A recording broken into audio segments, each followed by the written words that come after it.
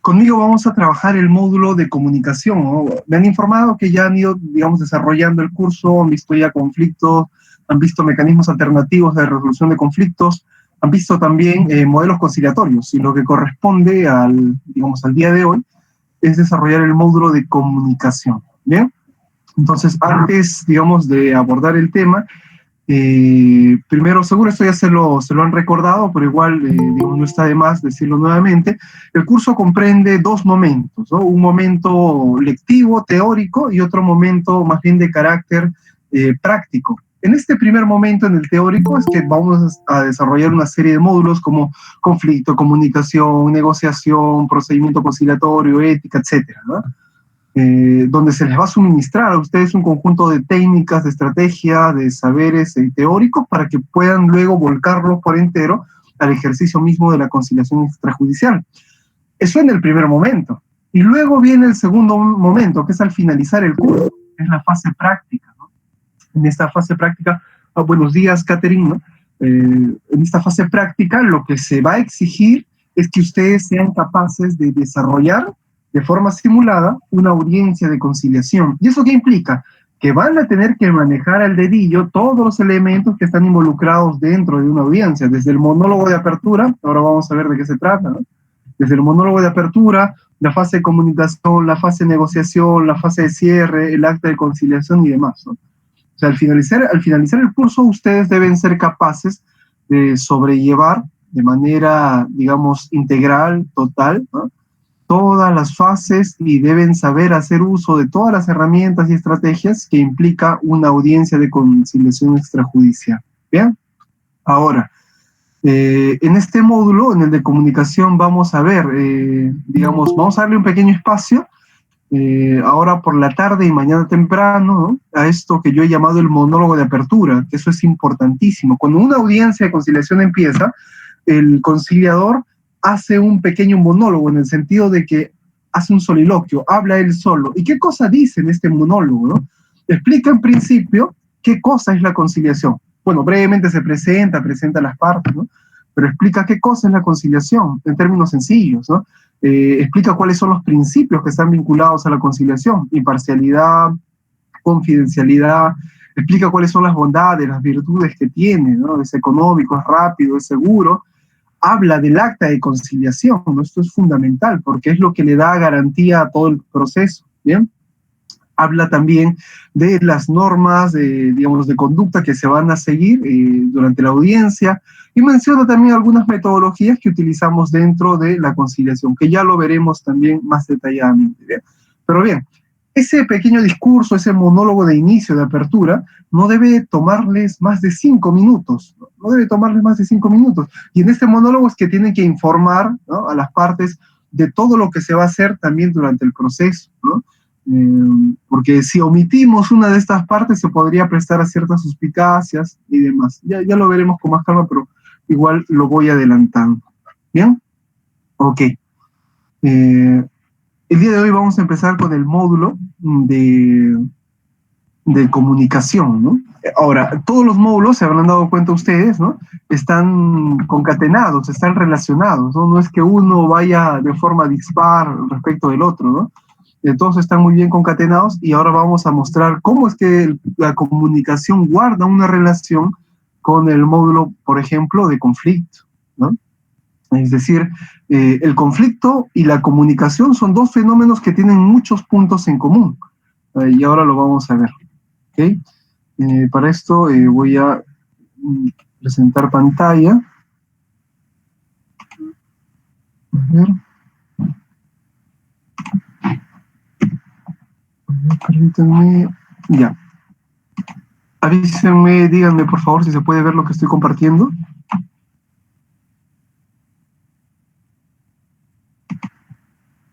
¿Se puede ver lo que estoy compartiendo? Sí, se ve. Muchas gracias. Bien, técnicas de la comunicación. Como ven, mi nombre es Luis Siguacoyo, es un apellido aymara. De hecho, mis padres ambos son de la zona sur de Puno, ¿no? Ambos, digamos, sus abuelos y los abuelos de sus abuelos han vivido siempre en esa región, ¿no? Entonces, digamos, yo tengo orígenes aymaras. de allí el apellido, así que recuérdenlo que va a ser pregunta de examen, ¿eh? Siguacoyo, ¿no? Con H y doble L, no con G, con Y, ¿no?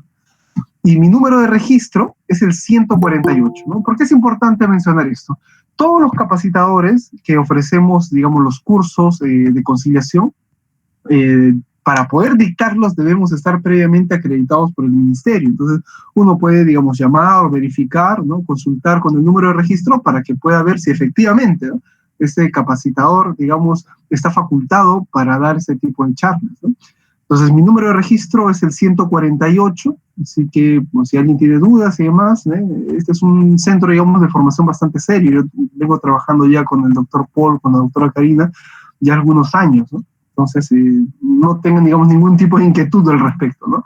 Este curso está avalado por el propio ministerio. Bien, es un módulo de técnicas de la comunicación, es decir, en este módulo, a la par de ver la teoría, es decir, la teoría de la comunicación, los elementos que la involucran, digamos, algunas fuentes, algunos principios y algunas estrategias, a la par de eso, que es una cuestión teórica, me interesa también, digamos, conocer cómo es que ustedes tienen cierto manejo al momento de comunicarse, ¿ah? Porque tan importante como manejar la teoría de conciliación es también ser capaces de comunicar algo, de transmitir algo, ¿no? Porque, digamos, si es que habría que definir de algún modo al conciliador o a la conciliadora extrajudicial, podríamos decir que un conciliador o una conciliadora son agentes de diálogo, ¿no? ¿Y qué cosa significa ser agente de diálogo? Significa que yo soy capaz de crear un clima, digamos, adecuado, de confianza, para que las partes puedan conversar directamente,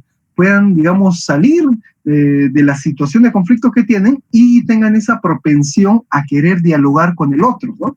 Pero solamente yo puedo, digamos, lograr ese clima de confianza si es que yo mismo soy capaz de transmitir esa confianza, ¿no? Ahora por la virtualidad todo se hace un poco más complejo, pero, digamos, previa pandemia, una estrategia que utilizaban, por ejemplo, en el centro donde yo trabajaba, era, digamos, cuando las partes llegaban o alguien venía a consultar al centro de conciliación, ¿no? Entonces nosotros nos levantábamos, ¿no? Yo me acercaba y le daba la mano. ¿Qué tal, señor? Muy buenas tardes. Tome asiento, por favor, en breve lo vamos a atender. Y me sentaba, ¿no? Entonces, ese solo gesto de levantarme, mirarlo a los ojos, saludarlo, digamos, amistosamente, tenderle la mano, ¿no? Estrecharle la mano, eso ya iba rompiendo un poco esa distancia que siempre hay entre dos desconocidos, ¿no? Entonces, ¿a qué persona no le gusta sentirse recibida? ¿A qué persona no le gusta sentirse, digamos, acogida, ¿no? Entonces uno, digamos, si llega a un lugar y alguien se acerca y te da la mano y te dice amablemente que te va a atender en breve, ya te está generando ya cierta empatía, ¿no? Porque uno se queda pensando, ah, mira, ¿no? Me han recibido bien, no me han hecho esperar, ¿no? Me han mirado a los ojos, me han tendido la mano, ¿no? Todos esos elementos van influyendo, a fin de cuentas, cuando estamos dentro de la audiencia de conciliación. Así el conciliador gana puntos, ¿no? Porque va generando una relación de confianza con esa parte, ¿no? Que a uno no lo conoce, pero que a partir de ese gesto ya va ganándose nuestra simpatía, vamos ganándonos su confianza, ¿bien? Entonces, les digo esto porque es importante recordarlo. El módulo de comunicación exige también por parte de ustedes que haya una suerte de ¿cómo decirlo?, de, digamos, de voluntad, de ejercicio, ¿no?, de empatía, de comunicación, ¿no? Para esto vamos, en la tarde les voy a explicar, ¿no?, qué es lo que van a hacer ustedes, un ejercicio para el día de mañana, ¿no?, en donde, digamos, se van a desplegar un poco estas cualidades que cada uno tiene y yo voy a poder ver y evaluar y de repente hacer algunas recomendaciones si es que percibo que es necesario reforzar algunas estrategias para poder comunicarse, ¿no? Entonces, eso es lo que vamos a hacer en primer lugar. Yo ya me presenté, dije que mi nombre es Luis Siguacoyo, y ya que este es un módulo de comunicación, me gustaría escuchar brevemente solamente cómo se llama, ¿no? Solamente nombre y apellido, muy breve, y qué cosa, por ejemplo, le gusta hacer. Digamos eso, ¿sí?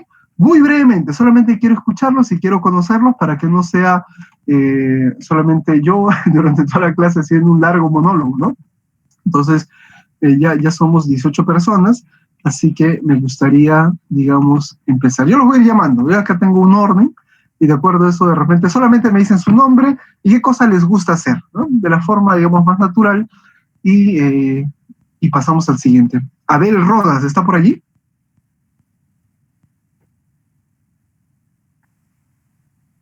Abel Rodas, Abel Salinas, Buenos días. ¿Me puedes sí, bueno, escuchar? sí, Abel, como ya estoy llamando por nombres, en todo caso solamente dinos qué te gusta y qué no te gusta hacer, ¿no? Muy brevemente. A ver, buenos días con todos. Soy una persona que le gusta hacer de todo, ¿no? Pero específicamente me gusta viajar. Me Ya, gusta escuchar música y me gusta estar solo. ya, Lo que muy no me bien. gusta, lo que no me gusta en sí es la sociedad. No me gusta un lugar desordenado, no me gusta lugares que estén con basura. Claro. Y bueno, añadiendo, una de las cosas que también me gusta es ordenar. Ah, excelente. Muchas gracias, Abel. Amadeo Crispín. Presente, doctor. Disculpe, buenos días. Buenos días. Mi nombre es Amadeo Crispín de la Cruz. A mí usualmente me gusta escuchar música, a veces toco también algunos instrumentos y lo más importante es involucrarme en de repente de resolver algunos problemas de las personas. Por eso estoy en ese curso, doctor. Muchas Bien. gracias. ¿Y qué cosa no le gusta hacer, don Amadeo? No me gusta hacer, porque siempre estoy involucrado en el trabajo, constantemente, no soy docente aparte de ello, entonces siempre involucrado en cualquier trabajito. Ya, Y bueno, qué no me gustaría sería lo opuesto, es decir, la ociosidad tal vez, ¿no? ya. Disculpe, doctor. Sí, Ok, muchas gracias, Amadeo. gracias, doctor. Claudio César Ríos. Sí, presente. ¿Qué tal, Claudio? La misma pregunta. ¿Qué te gusta y qué no te gusta hacer? Bueno, en estos momentos de pandemia, prácticamente me gusta pasar el tiempo con la familia, ¿no? Eh, Hablar y todo eso. Cada día estar pendiente de las cosas personales y qué hacer y qué no hacer. En el aspecto de que lo que no me gusta es no sé, un mal ambiente entre las personas, que todo sea, no sé, conflicto, un malestar, ¿no? Claro, claro. Muchas gracias, Claudio. David Crispín. Sí, doctor, buenos días. La misma pregunta, David. ¿Qué te gusta y qué cosa no te gusta hacer? A ver, personalmente me gusta pasar el mayor tiempo cuando estoy sin hacer nada, por así decirlo, cuando Ya, estoy sin mis quehaceres, me gusta estar el tiempo solo. Eh, Tengo mi vehículo que me gusta salir por aquí cerca, pero siempre me gusta ir solo. ya, Ahora, lo que no me gusta hacer es, digamos, muy aparte de lo que es el trabajo con la sociedad, de lo que es el solucionar conflictos, muy aparte de eso, no me gusta ¿cómo así decirlo? Que me presionen, ¿no? ya. Que me digan, es blanco y es blanco, no, sino que haya maneras de hacer entender eso. Eso sería, Claro. doctor. Muchas gracias, David. Denis Flores o Denis Flores. Buenos días. Buenos días. Bueno, lo que me gusta a mí hacer me gusta hacer deporte, ejercicio, salir a correr, leer de vez en cuando, no leo mucho. Lo que no me gusta es la ociosidad, ese Ya, ambiente, porque creo que contagia y no, eso creo que es lo que más no me gusta, ¿no? excelente. Muchas gracias, Denis. Stephanie Sharon. Buenos días, doctor. Y Buenos buenos días. días, compañeros. Bueno, doctor, lo que me gusta es salir a correr. También me gusta, pues, salir a pasear, escuchar música. Y lo que no me gusta es que la gente sea mala, ¿no? Sea o hable por demás. Eso es lo que no me gusta, doctor. Ok, muchísimas gracias, Stephanie. Eva Crispín. Doctor, buenos días. Disculpa, estoy un poquito ronca, estoy con la gripe. Allá, A ver, bueno, doctor, a mí me encanta hacer deporte, me encanta jugar fútbol y me encanta viajar. Y pues lo que a mí no me gusta son las mentiras y la hipocresía. Ok, muchísimas gracias, Eva. Flor Iris. Doctor, buenos días, compañeros, todos buenos días. Bueno, lo que a mí me gusta hacer es ayudar a las personas, aparte de ello, escuchar música y a veces dibujar. Ya. La parte que no me gusta es el mal ambiente en la sociedad. A lo que me refiero es que haya conflictos. Otra de las cosas es que no te presionen a hacer algo, o como mi compañero mencionó, que si una cosa les dicen que es blanco, pero digamos puedo dar la otra solución, pero que me presionan a creer lo que ellos dicen. Eso sería todo, gracias. Ok, muchas gracias, Flor. José Antonio Pejincho.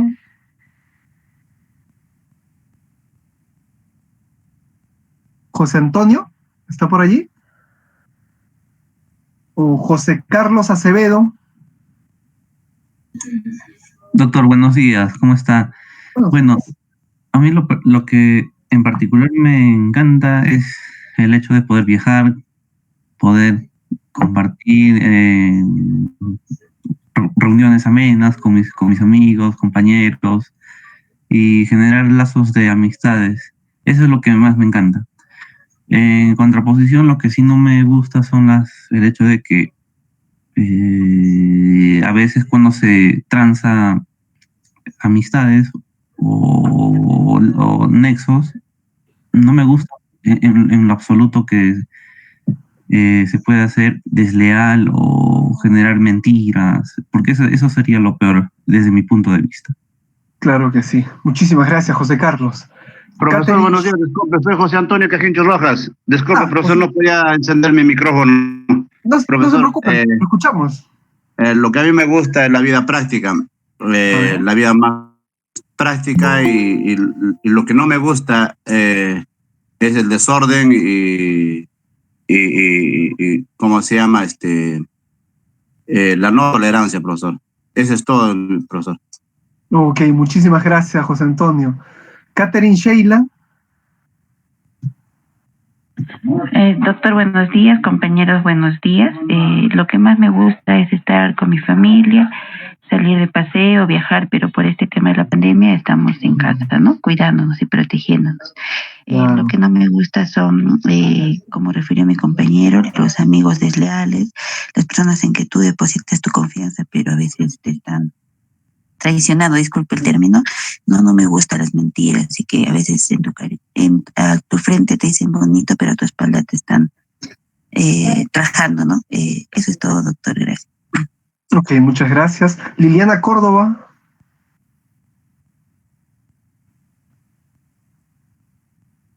Liliana Córdoba Bernabé. Magali Guerra.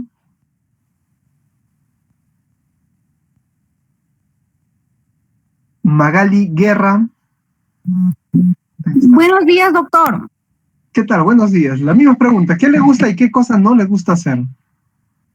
Bueno, en mi situación es algo particular porque, o sea, no tengo algo que particularmente que me guste o algo que particularmente tampoco no me agrada. Y, o sea, cada cosa, o sea, siempre es que lo he visto como algo, o sea, bueno. Por lo tanto, que no podría tener algo específico o algo en particular, ¿no? O sea, para hacer a la distinción entre lo bueno y lo malo. Gracias. Ok, Magali, a ti, muchas gracias. Maily Cárdenas. Doctor, buenos días y compañeros, buenos días. Bueno, lo que me gusta hacer es escuchar música, leer obras románticas y salir a pasear con mi mascota. Lo que no me gusta hacer es despertar muy temprano, no me gusta el desorden. Bueno, particularmente eso. Gracias. Ok, muchas gracias, Maily. Nicanor Rivera. Nicanor. Buenos días, doctor. Buenos días con todos los compañeros. Bien, doctor, lo que me gusta es hacer deportes, hacer gimnasia durante mis tiempos libres. Y hoy en el día, con este tiempo de la pandemia, prácticamente no me gusta salir mucho a las calles, ¿no? Porque hay muchas personas que no cumplen con las normas de bioseguridad, ¿no? Viendo este tipo de contagio del COVID-19, como también hay personas que no tienen una conciencia tan un tipo de conciencia para poder proteger a la persona, ¿no? Que a veces salen y regresan a sus domicilios y tratan de contagian a sus familiares que son vulnerables. Entonces, por ese motivo, ese es el tipo que no me gusta, doctor. Ok, muchas gracias. Muchas gracias, Nicanor.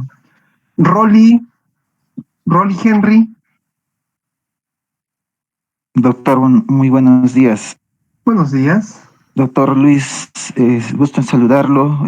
Compañeros presentes, gusto en saludarlo a todos de ustedes. Lo que me gusta, doctor, son bastante la lectura, me gusta, doctor. La investigación, leer textos informativos como artículos periodísticos. También me gusta la comunicación con las personas. Me gusta interrelacionarme. Aparte de eso, también me gustan los deportes. Juego el fútbol, el vóley, el básquet. Eso es como manera de distracción. Lo que no me gusta, doctor, es la indiferencia, la hipocresía, ¿no? Y las mentiras de las personas. Mejor es ser directos a estar en esta situación. Eso es todo lo que puedo decir, doctor. Ok, muchas gracias, Rolly. Y finalmente, Soledad Romero. Doctor, buenos días. Buenos días. Bueno, a mí me gusta escuchar música, pero lo mejor que me gusta es bailar. Ya. Me gusta bailar todo tipo de música. Bueno, tengo otra forma. También suelo ser servicial. Me gusta soy amiguera.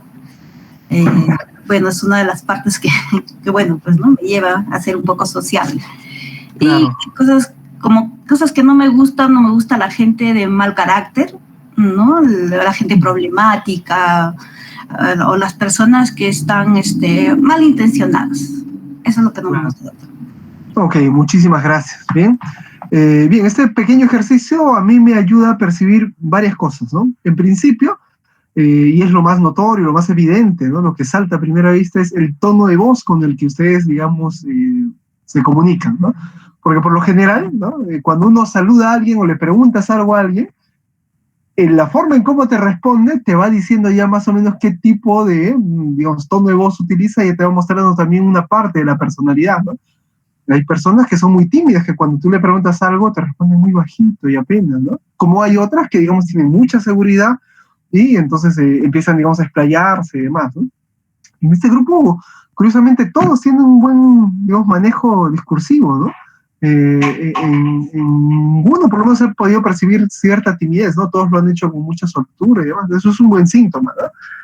El timbre de voz, digamos, ha sido el adecuado, ¿no? No he sentido que haya alguno tal vez que hable muy bajo o otro que prácticamente me grite, ¿no? No, así que por allí, digamos, vamos bien. ¿Por qué es importante también prestarle atención al tono de voz, al timbre de voz que uno utiliza? Porque eso lo vamos a ver ahora que veamos, digamos, el canal paraverbal, ¿no? ¿Qué cosa es el canal paraverbal?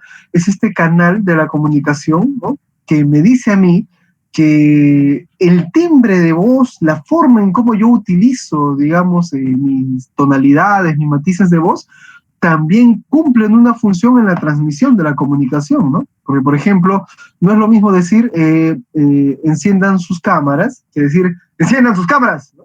Una cosa es decirlo con un tono agradable, tranquilo, y otro distinto es el de hacerlo gritando. Pero el mensaje ha sido el mismo. Lo que ha cambiado es la intensidad, ¿no? Pero alguien que escucha el mensaje, ¿no? Enciende la cámara, lo toma de una forma amigable, ¿no? No siente que el otro esté atendiendo atentando contra él, pero cuando ya le gritan, entonces más bien se siente ya mortificado, incómodo y demás, ¿no? O sea, el mensaje ha sido el mismo, pero la forma en cómo el mensaje ha sido transmitido hace que uno tenga cierta reacción frente a ese proceso de comunicación, ¿no?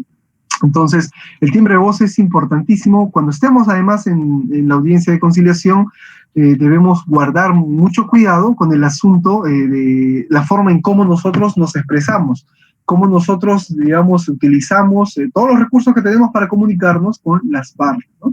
Eso ya lo vamos a ir viendo poco a poco, ¿bien?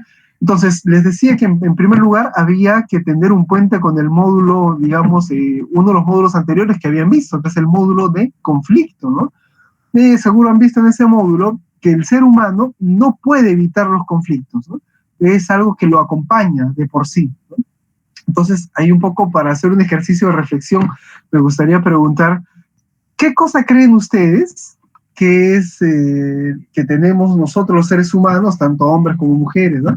¿Qué es aquello que tenemos que hace que los conflictos puedan existir? ¿No? ¿Qué es eso que tenemos que posibilita la existencia de los conflictos? Es decir, si yo pudiera quitarme eso, ¿no? Yo como ser humano podría quitarme eso, tal vez los conflictos podrían desaparecer, ¿no? ¿Qué opinan ustedes? ¿Qué cosa podría ser eso? Podría ser el sentido de propiedad o mío.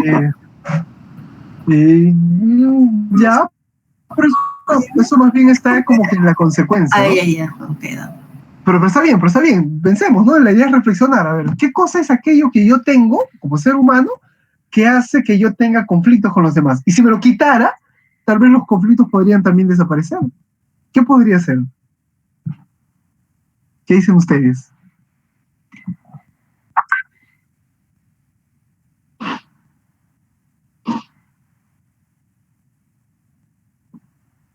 ¿Qué tal? ¿Qué opinan ustedes?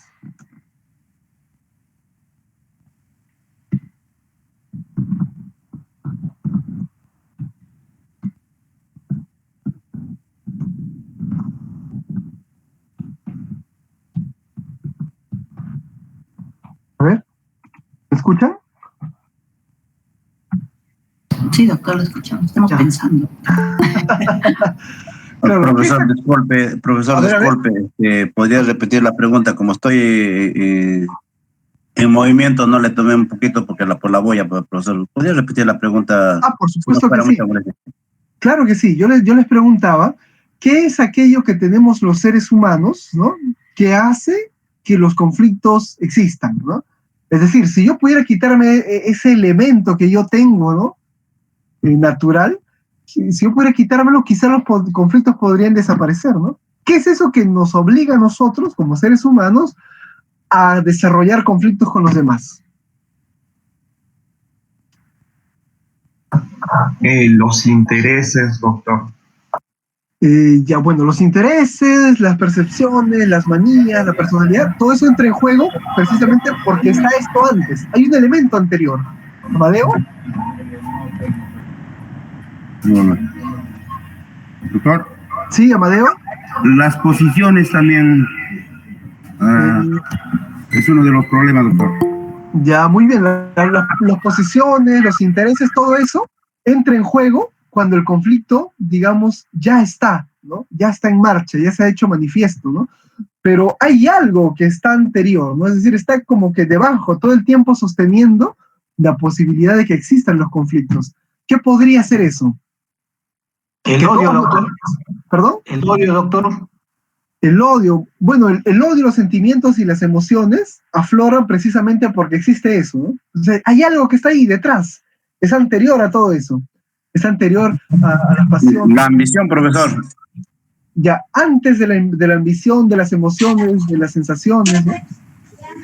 Doctor, disculpe, a eso le puedo decir que porque somos seres humanos, me parece lo más correcto.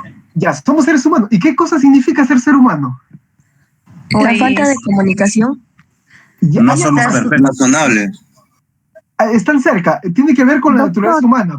A ver. El ser humano por naturaleza paciencia, relaciona. Buena comunicación. Doctor, el ser humano por naturaleza es un ser relacional y que se tiene que relacionar con otro. Y justamente cuando entabla una relación con otro ser humano es que allí donde va a surgir el conflicto. Bingo, ¿no? Muy bien, todos han estado acercándose y hemos llegado a esta respuesta, ¿no? Es decir, el ser humano es un ser social. Aristóteles en la antigüedad había dicho, ¿no? El ser humano es un zoon politikos, es decir, un animal político. ¿Y qué cosa significa ser animal político? Somos seres gregarios, es decir, estamos siempre volcados a relacionarnos con los demás. No podemos vivir aisladamente, no podemos vivir solos. Para poder realizar todas nuestras cualidades y competencias, tenemos que vivir necesariamente vinculados a los demás, ¿no? De hecho, la gran civilización que hemos formado ahora, con el refinamiento tecnológico y todo lo que tenemos a la mano, ha sido consecuencia de esta tendencia natural del ser humano a relacionarse con otro. Ese chip social que traemos de fábrica, ¿no?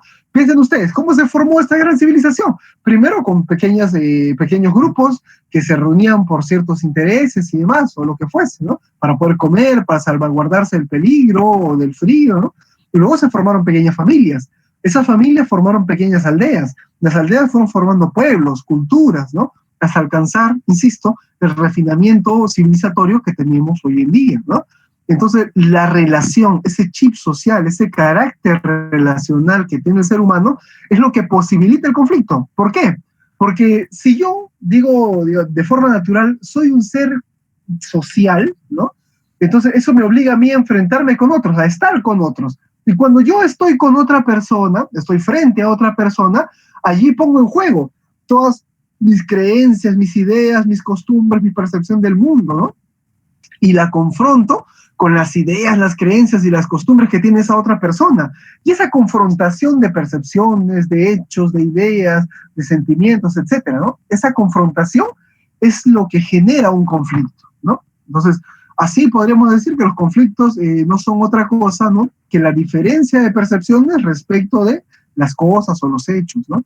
Pero solamente esta diferencia de percepciones se da cuando yo estoy con otra persona, ¿no? Si yo estuviera solo, ¿tendría conflictos? Eso lo deben haber visto. Claro que sí, pero no son conflictos interpersonales, sino serían conflictos en un carácter intrapersonal, es decir, conflictos con uno mismo, ¿no?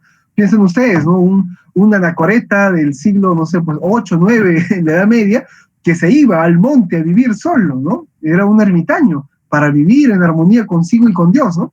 Él no se relacionaba con nadie, pero ¿eso significaba que no iba a tener conflictos? No, claro, seguro iba a tener conflictos consigo mismo, con sus creencias, con sus propias ideas, ¿no? Los conflictos intrapersonales, es decir, los que uno tiene consigo mismo, lo acompañan a uno, incluso así vive en sociedad. Uno de los conflictos intrapersonales, digamos, más comunes en el ser humano, es el que se desata en la adolescencia, ¿no? Porque cuando uno es niño, ustedes sabrán, deben haberse dado cuenta, ¿no? El niño siempre está volcado hacia el exterior.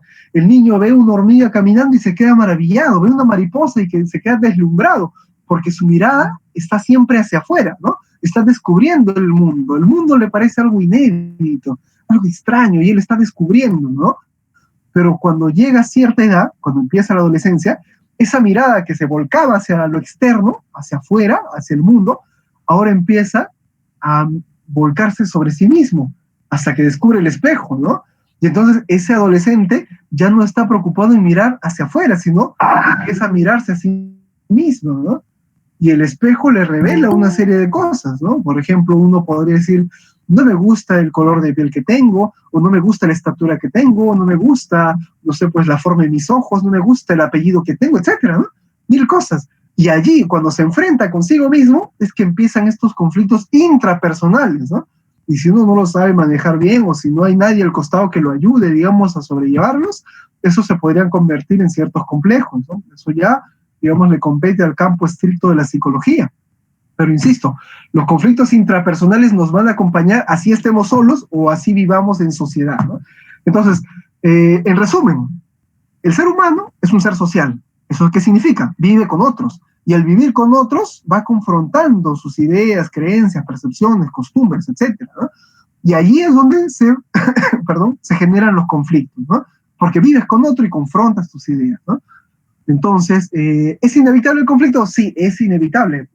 Es un fenómeno que nos acompaña de forma natural, ¿no? Entonces, ¿qué cosa podemos hacer?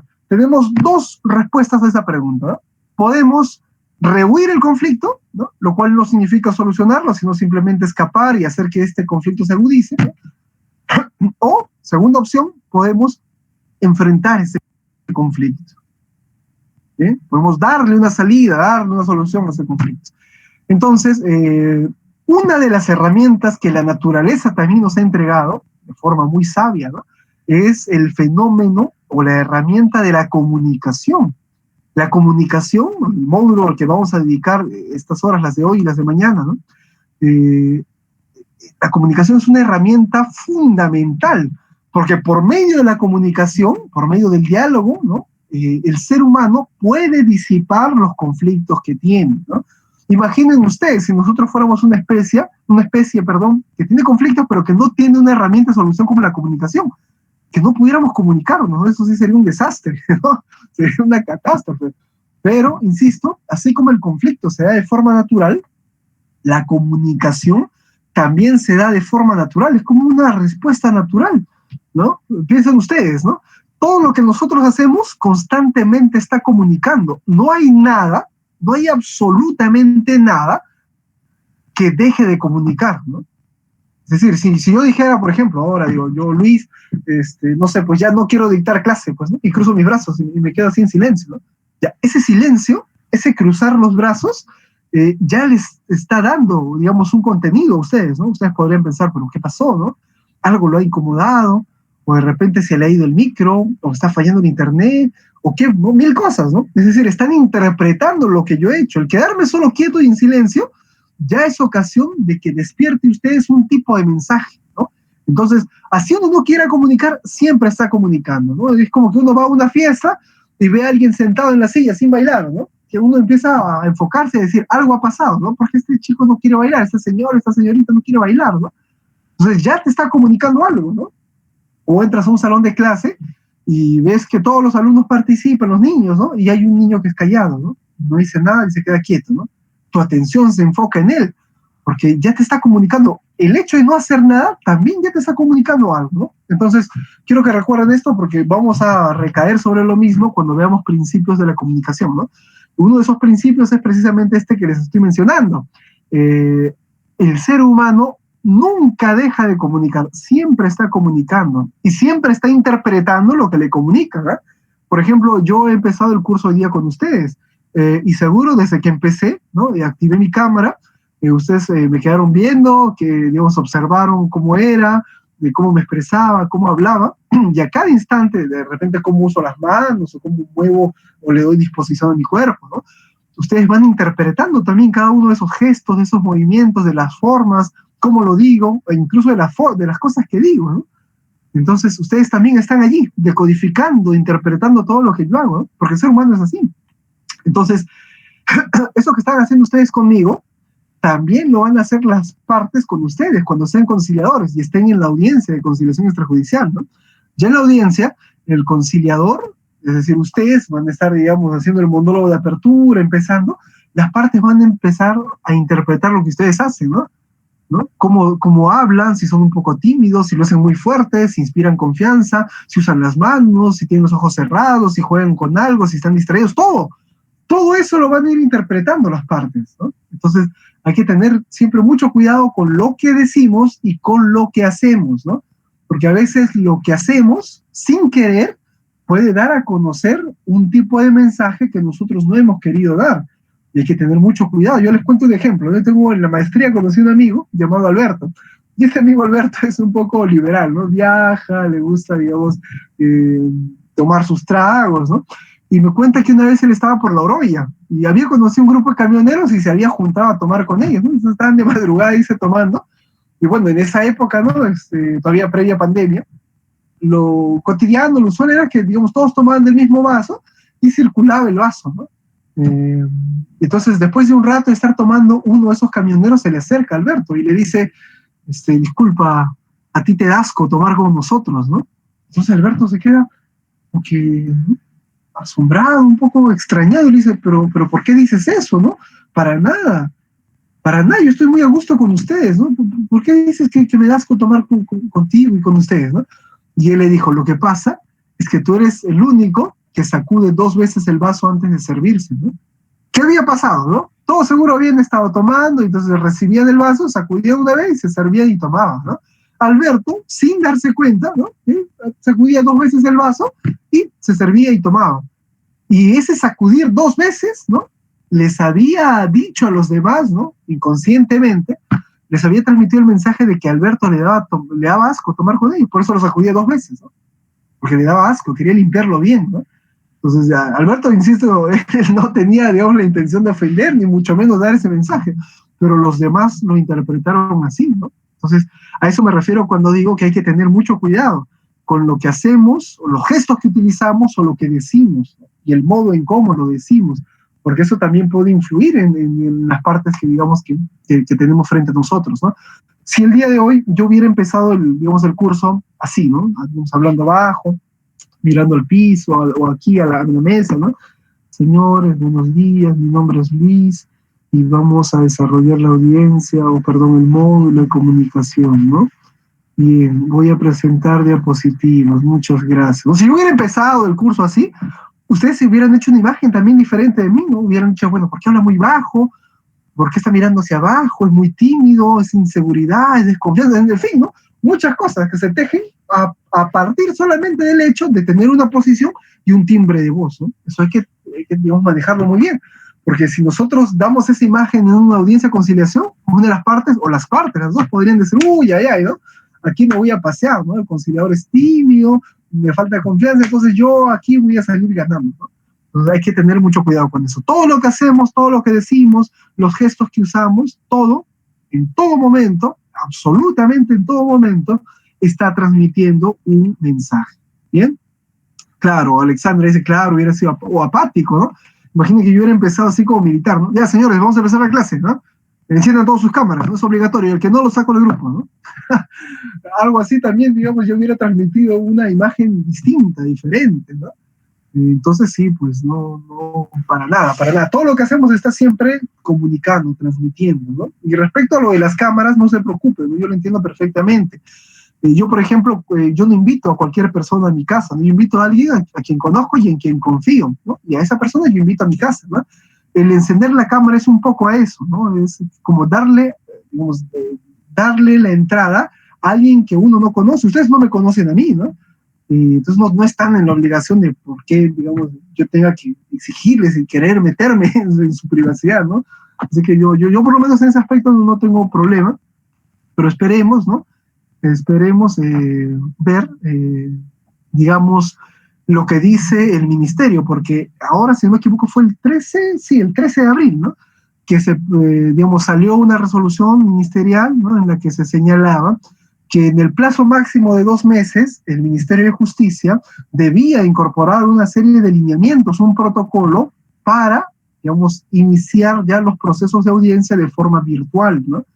Entonces, esperemos a ver cuáles son sus lineamientos. Tienen hasta el mes de junio, ¿no? Los del Ministerio, para que puedan, digamos, informarnos sobre cuáles van a ser las nuevas medidas que se van a tomar a propósito de digamos, momento de emergencia sanitaria, ¿no? Por lo del COVID. Ahora todo, digamos, se va a ir realizando, o bueno, va a haber la opción de realizarlo virtualmente, ¿no? Porque hasta donde tengo entendido, en el Ministerio se está barajando ambas posibilidades, ¿no? Hacerlo de forma mixta, presencial o también audiencias virtuales, ¿no? Pero en el caso de que, digamos, empiecen ya las audiencias virtuales, habrá que, digamos, acostumbrarnos a esta normalidad, y allí sí, seguro, una de las exigencias va a ser que, digamos, se enciendan las cámaras, ¿no? Se prenden las cámaras, ¿para qué? Para que las partes puedan ver al conciliador y el conciliador a su vez pueda cerciorarse de que son las partes las que tiene allí delante, ¿no? Entonces sí, pero bien, así. Eso en cuanto al módulo de comunicación. ¿No? He hecho esta breve introducción para que entiendan un poco esa relación que hay, ¿no? Los conflictos van a estar siempre con nosotros, no hay modo de evitarlos, ¿no? Y de hecho los conflictos no son malos, ¿no? Eso también lo deben haber visto en el módulo de conflicto, ¿no? Las visiones del conflicto. Hay personas que cuando escuchan la palabra conflicto dicen, uy, pero eso es malo, ¿no? Es de destrucción, es pelea, es controversia, ¿no? Es bronca, ¿no? Lo ven como algo malo. Hay personas que incluso lo ven de forma distinta, pero son muy raras, ¿no? Lo ven como algo positivo. Dicen, no, pero el conflicto es una oportunidad para mejorar, para cambiar, ¿no? Para transformar esta situación. y de repente mejorar las relaciones interpersonales, ¿no? Pero en sí, como ustedes ya lo han visto, los conflictos no son ni buenos ni malos, y hay que tener esto muy claro, ¿no? Los conflictos son, a ver, por poner un ejemplo, como una piedra, ¿no? Si yo cogiera una piedra ahora en la mano, ¿no? Y les dijera, a ver, señores, señoras, díganme, ¿no? ¿Esta piedra es buena o es mala, ¿no? ¿Qué dirían ustedes? ¿La piedra es buena o es mala? ¿Qué dicen ustedes? ¿Una piedra es buena o una piedra es mala? Una piedra es buena, doctor. Una piedra es buena. ¿Por qué? Claro, es buena porque, bueno, como digo, dependiendo del punto de vista de qué manera lo vas a utilizar. Es bueno si te sirve para un cimiento. Ya. Es mala si te sirve para poder agredir a alguien. Bien. Pero no es la piedra. Bien, muy bien. Tú mismo lo has dicho, Alexandra, ¿no? La Profe. piedra en sí misma, a ver, Denis. Yo pienso que la piedra, bueno, al menos desde mi perspectiva, claro, es mala en un principio y luego es buena. Por ejemplo, si te tropiezas con una piedra, es para darte cuenta de tu error, y el lado bueno es el que vas a reflexionar y vas a aprender. Entonces yo lo veo desde los dos lados, desde un punto y luego el segundo. Ya, va a estar determinado por la circunstancia, pero en sí mismo, ¿no? O sea, la piedra en sí misma no es ni buena ni mala, ¿no? Por ahí, como ya lo mencionó Alexandra y también Denis, ¿no? Si, por ejemplo, yo uso esa piedra para construir un cimiento, decía Alexandra, construir una casa, ¿no? Diré que es buena, pero si la uso para romper la cabeza a alguien, podríamos decir que es mala, ¿no? Es decir, en sí, la piedra no es ni buena ni mala. Lo que determina su consecuencia, buena o mala, positiva o negativa, es el uso que yo le dé, es la orientación que yo le dé a esa piedra, ¿no? Lo mismo ocurre con los conflictos, ¿no? O sea, los conflictos en sí mismos no son buenos ni malos. La forma y la actitud que nosotros le demos, la forma en cómo orientemos ese conflicto, es lo que va a determinar, ¿no? Si es que su, digamos, consecuencia va a ser positiva o negativa, ¿no? Pero hay que perder el miedo a los conflictos, ¿no? Normalmente uno piensa en conflictos y dice, uy, no, bueno, qué complicado, qué difícil, como si fuera, digamos, un dolor de cabeza. Es un dolor de cabeza, sí, pero tampoco, digamos, consideremos de que solamente es algo malo, ¿no? Si le damos una respuesta adecuada, si utilizamos estrategias adecuadas, eso lo vamos a ver en conciliación, ¿no? Entonces ese conflicto, ¿no? En el fondo, también puede ser una oportunidad de mejora. ¿Por qué no? ¿No? Muchas cosas, digamos, en la historia han tenido un origen, digamos, algo negativos y que luego se han, digamos, han desplegado, ¿no? Consecuencias positivas, ¿no? O viceversa también, ¿no? Cosas que se pensaron como cosas, o que fueron ideadas al principio como algo positivo y luego terminaron siendo un desastre, ¿no? Piensen ustedes en lo que Einstein había, digamos, mencionado, la manipulación de la energía atómica, ¿no? La concentración del uranio, ¿no? 12 kilos de uranio bastaron para desaparecer ciudades enteras en Japón, ¿no? Hiroshima y Nagasaki, ¿no? Solo 12 kilos de uranio, ¿no? Condensado al máximo, ¿no? Entonces, sí, así ocurre. Pero los conflictos no son ni buenos ni malos, ¿no? Lo que determina su consecución, buena o mala, es la dirección que nosotros le demos, ¿no? Como cualquier herramienta, ¿no? Un cuchillo, digamos, es bueno si yo lo utilizo para cortar jamonada o el pan o el queso y desayunar, pero es mala si lo utilizo para herir a alguien con el fin de robarle, ¿no? Entonces, nuestros actos son los que determinan esa finalidad de las cosas, ¿no? Para bien o para mal. Ahora sí, voy a compartir pantalla. Aquí está. Técnicas de la comunicación. Bueno, yo me había presentado, mi nombre es Luis Iguacoyo, mi número de registro es el 148, ya lo había mencionado, ¿no?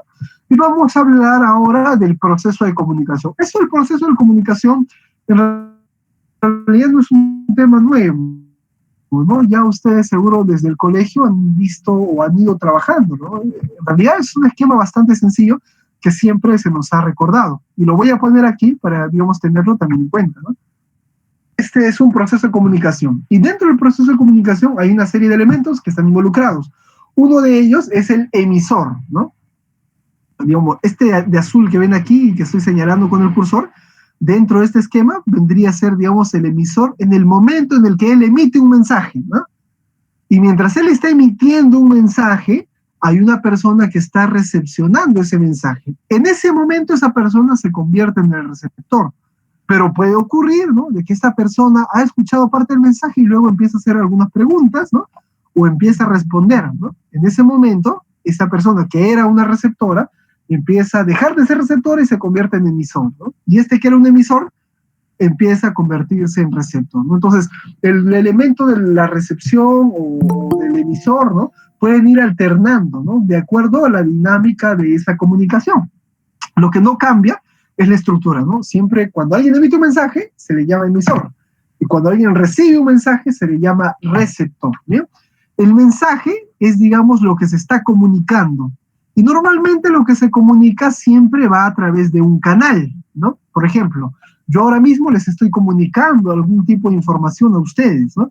¿Y qué canal estoy utilizando? Es el canal, digamos, verbal, porque estoy haciendo uso del verbo, de la palabra, del lenguaje, ¿no? Y me sirvo del lenguaje para poder transmitir este mensaje, ¿no? Entonces el canal sería un canal verbal y el mensaje sería, ¿no?, digamos, la clase que estoy haciendo ahora, ¿no? Pero a ver, solamente hablando puedes transmitir un mensaje, ¿no? También existe el canal no verbal, ahora lo vamos a ver, ¿no? Pero un ejemplo de canal no verbal podría ser el siguiente, ¿no? Imaginen que estamos en la clase y yo les hago esto. ¿Qué les estoy diciendo? Silencio, ¿ah? No ha sido necesario que les diga silencio, señores, sino hacer solo este gesto. Pero ustedes ya han recibido ese mensaje. Pero el canal no ha sido verbal, ha sido no verbal, es decir, no me serví del verbo, de la palabra, ¿no?, sino del gesto, ¿no? O podría ser esto, ¿no? Está loco, ¿no? Entonces estoy transmitiendo un mensaje, pero no uso el canal verbal, ¿no? Entonces el canal puede variar, ¿no? El mensaje se puede transmitir a través de diversos canales y eso lo vamos a ver ahora, ¿no? Pero en la estructura básica es emisor, receptor, un mensaje que se da a través de un canal, ¿no? Y todo este proceso siempre se da dentro de un contexto. Ese contexto, digamos, está determinado por el ambiente físico, geográfico, espacial, ¿no?, que rodea a las personas que tienen ese proceso de comunicación, ¿no? Por ejemplo, si estuviéramos en un salón de clase, entonces el contexto sería ese salón de clase, ¿no? Ahora el contexto, ¿cuál es? Es la virtualidad, ¿no? Yo estoy en mi casa, ustedes están en su casa, ¿no?, o en su centro de labores, ¿no? Y el contexto es, digamos, la virtualidad, ¿no? Sin esta máquina, sin estos aparatos, no podríamos realizar esa clase, ¿no? Y ahora, cuando las partes, es decir, el emisor y el receptor empiezan a preguntar, a responder, hay un intercambio, ¿no? A eso se le llama retroalimentación, ¿bien? Retroalimentación. Pero insisto, y aquí voy a hacer una distinción que creo es fundamental, ¿no? Nosotros, los seres humanos, nos comunicamos, ¿no? Nos comunicamos. Pero ahora quisiera hablar también del lenguaje, pero para eso quisiera preguntar, ¿no? ¿Qué piensan ustedes? ¿La comunicación es lo mismo que el lenguaje? ¿Lenguaje y comunicación son sinónimos o es que son cosas distintas? ¿Qué piensan ustedes? Opiniones, a ver. ¿La comunicación y el lenguaje son sinónimos o hay diferencias entre ambas? ¿Qué piensan ustedes? Lo que a ustedes se les ocurra, porque al final, digamos, esto lo vamos a conversar. Flor. Quiero decir que la comunicación es lo que bueno, la comunicación se puede hacer por dos lenguajes, que sería el verbal y no verbal. Ya estamos por allí, muy bien, muchas gracias. ¿Alguien más, por favor? ¿Comunicación y lenguaje son lo mismo o son dos cosas distintas?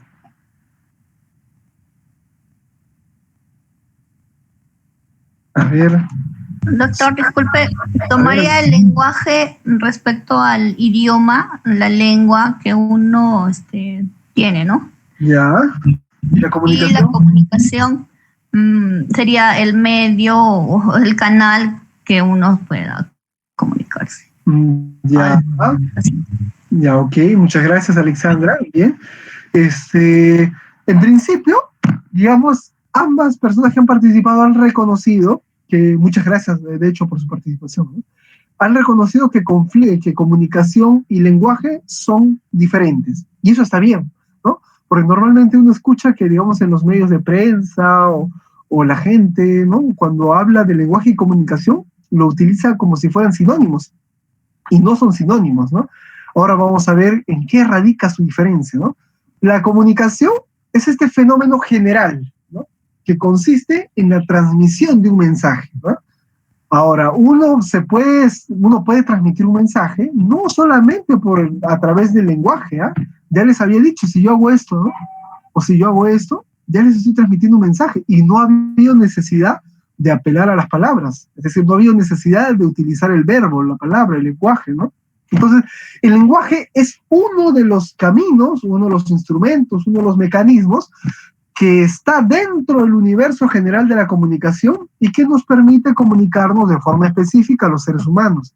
¿Por qué digo los seres humanos? Porque el lenguaje es privativo de los seres humanos, ¿no? Es decir, no hay otra especie, ¿no?, que se sirva del lenguaje para comunicarse. Solamente el ser humano, digamos, ha sido capaz de sistematizar un conjunto de signos, atribuirle un significado a cada uno de ellos y poder comunicarse precisamente a través de esta sistematización del alfabeto, ¿no?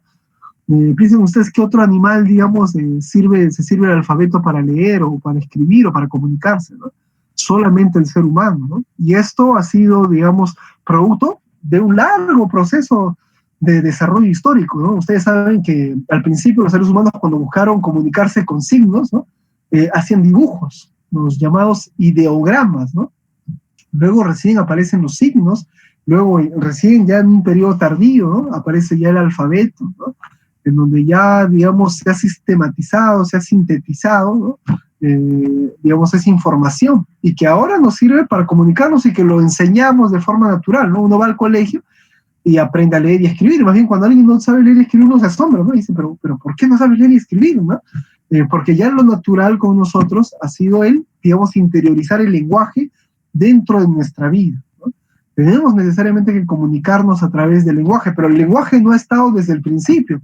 Al principio lo que hubo fue comunicación. Imaginen, pues los primeros seres humanos que bajaron de la copa de los árboles y empezaron a refugiarse en cavernas para poder, digamos, subsistir, para recoger alimentos y vivir, ¿no?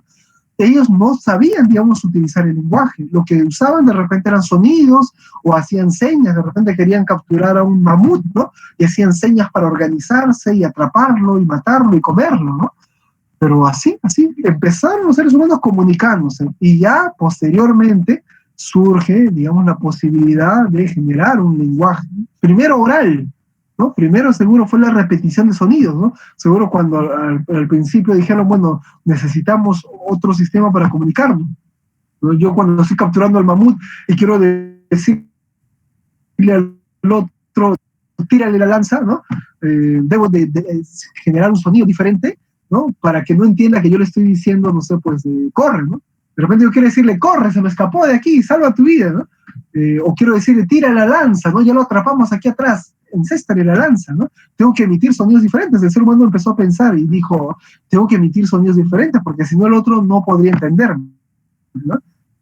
Y así, poco a poco, fue un largo proceso donde fue generando digamos, eso que nosotros llamamos el día de hoy un lenguaje, que, insisto, es privativo del ser humano. No hay otras especies, ¿no? No hay otros seres vivos que se sirvan del lenguaje. Los demás seres vivos se sirven de la comunicación, ¿no? Piensen ustedes, no sé, una mamá orangután que está dando lactar a su cría y bueno, lo acaricia y lo besa, ¿no? O sea, ya está comunicándole algo, ¿no? Ya está comunicando cariño, ¿no? O de repente las hormigas que tienen que levantar, no sé, pues una serie de semillas para llevarlas hasta su guarida, ¿no? Entonces tienen que ponerse en contacto y tienen que comunicarse, ¿no? Tendrán un sistema particular de comunicación, ¿no? Pero insisto, eso es comunicación, no es lenguaje. El ser humano se sirve sí del lenguaje y también de la comunicación, ¿no? Entonces, quiero que eso quede claro de momento, ¿no? O sea, los seres humanos se sirven específicamente del lenguaje. No hay otros, digamos, no hay otros entes, entidades, especies que lo hagan, ¿no? Solo el lenguaje es privativo del ser humano.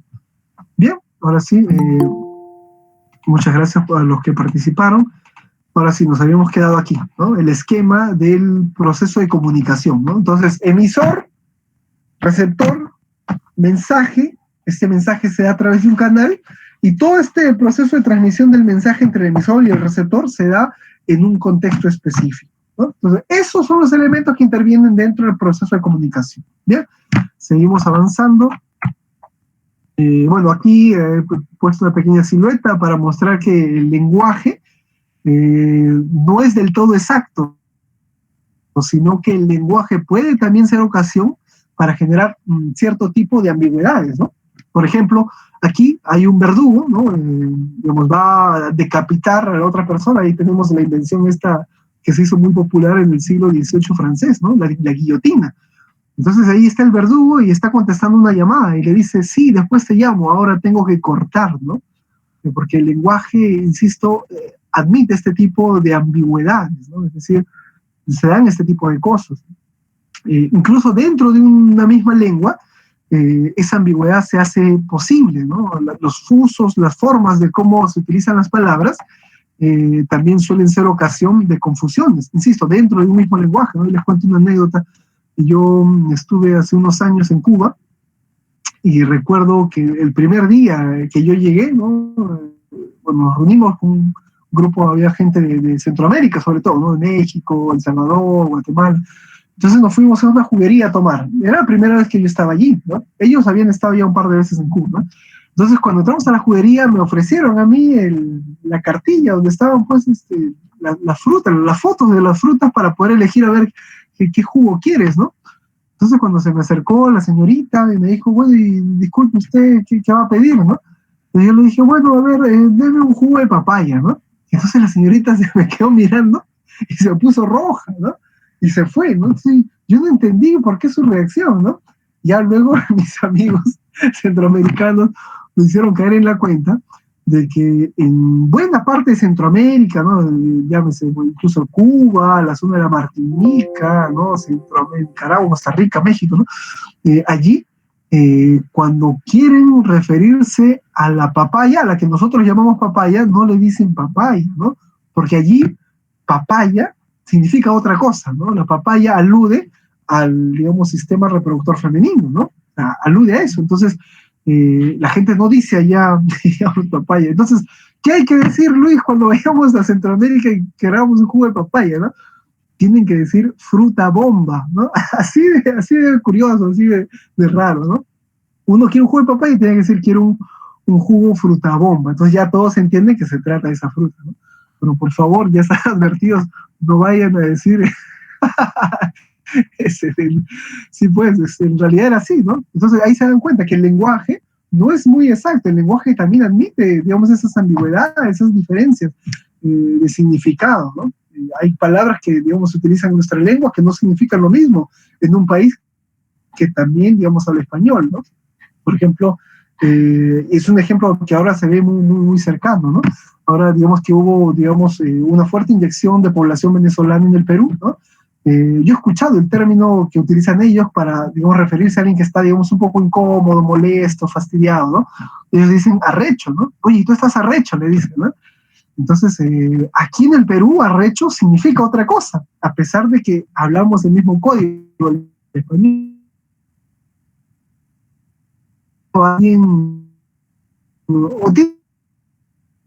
Incluso hay variantes, el peruano es muy hábil para eso, es decir, arrecho, dice arriola, arroyo, etcétera, ¿no? Una serie de cosas. Pero insisto, ¿no? O sea, entre, digamos, un mismo código, una misma lengua, existen también variaciones, ¿no? El término pincho también, por ejemplo, ¿no? En Argentina, en Venezuela, significa algo distinto que aquí. Aquí más bien tiene un carácter un poco, digamos, subido de tono, ¿no? Las lisuras también van variando, ¿no? Por ejemplo, aquí el insulto, digamos, más ofensivo, el más, digamos, el más, digamos, terrible, el peor de todos, es aquel que te recuerda, digamos, a tu madre, ¿no?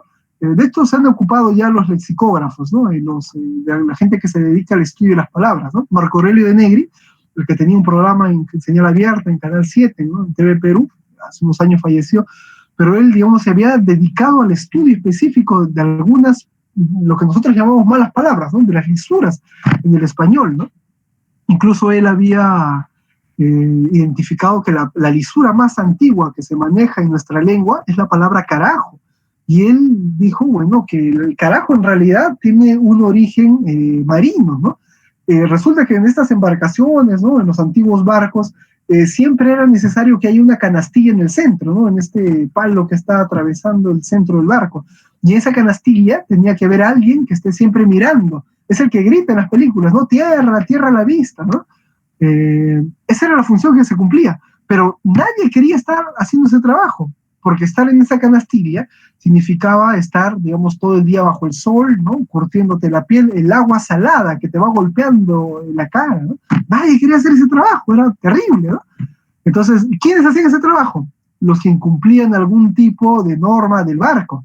Entonces el capitán, por ese incumplimiento, lo castigaba y lo mandaba al carajo, ¿no? Entonces tiene esos orígenes, ¿no? La palabra carajo era esa canastilla, ¿no?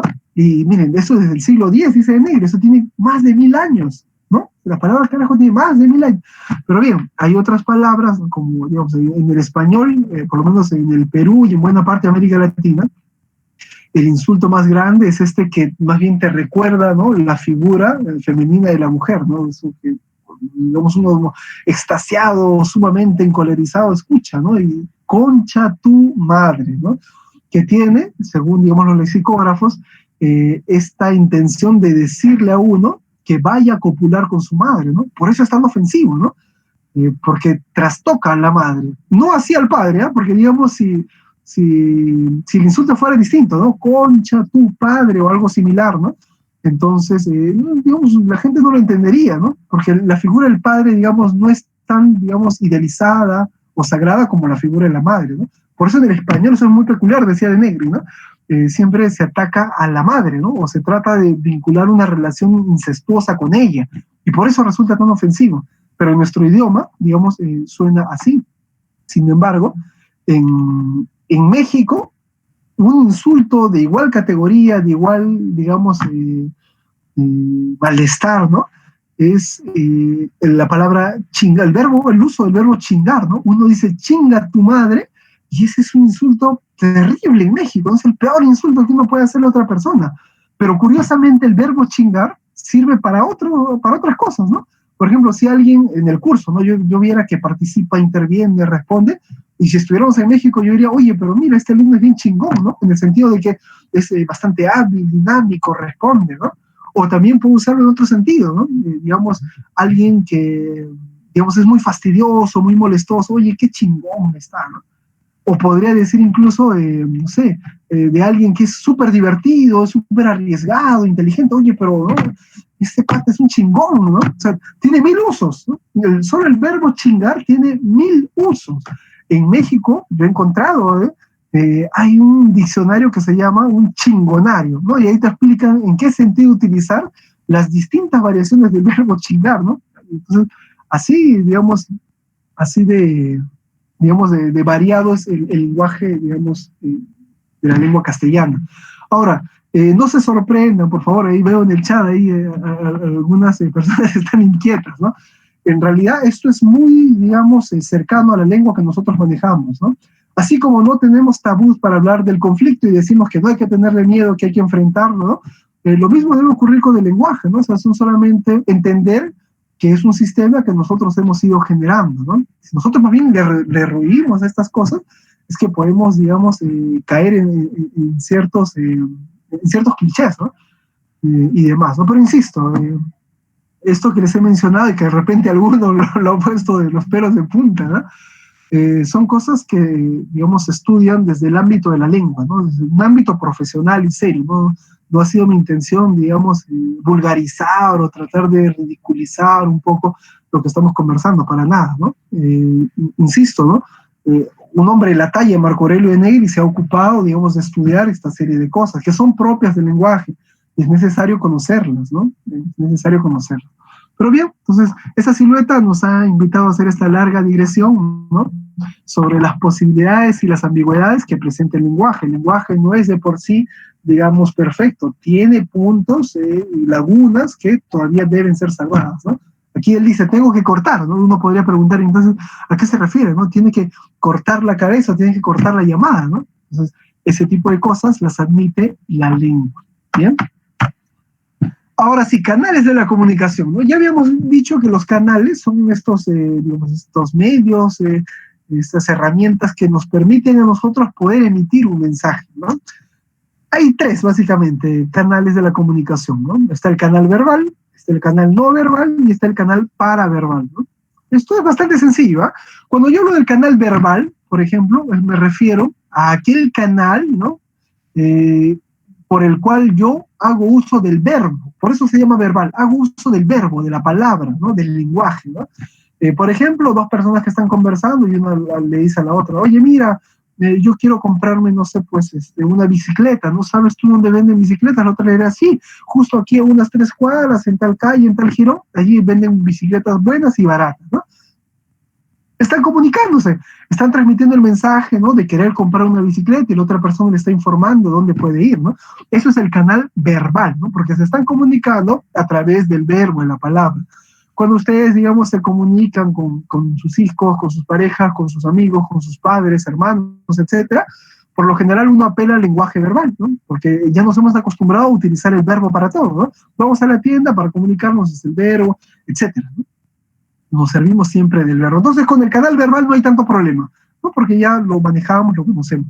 El canal no verbal, ¿no? El segundo de ellos, el canal no verbal, alude más bien a todo aquello que me ayuda a mí a transmitir un contenido, transmitir un mensaje, pero sin hacer uso del verbo, sin hacer uso de la palabra, del lenguaje. Por eso se llama no verbal, ¿no?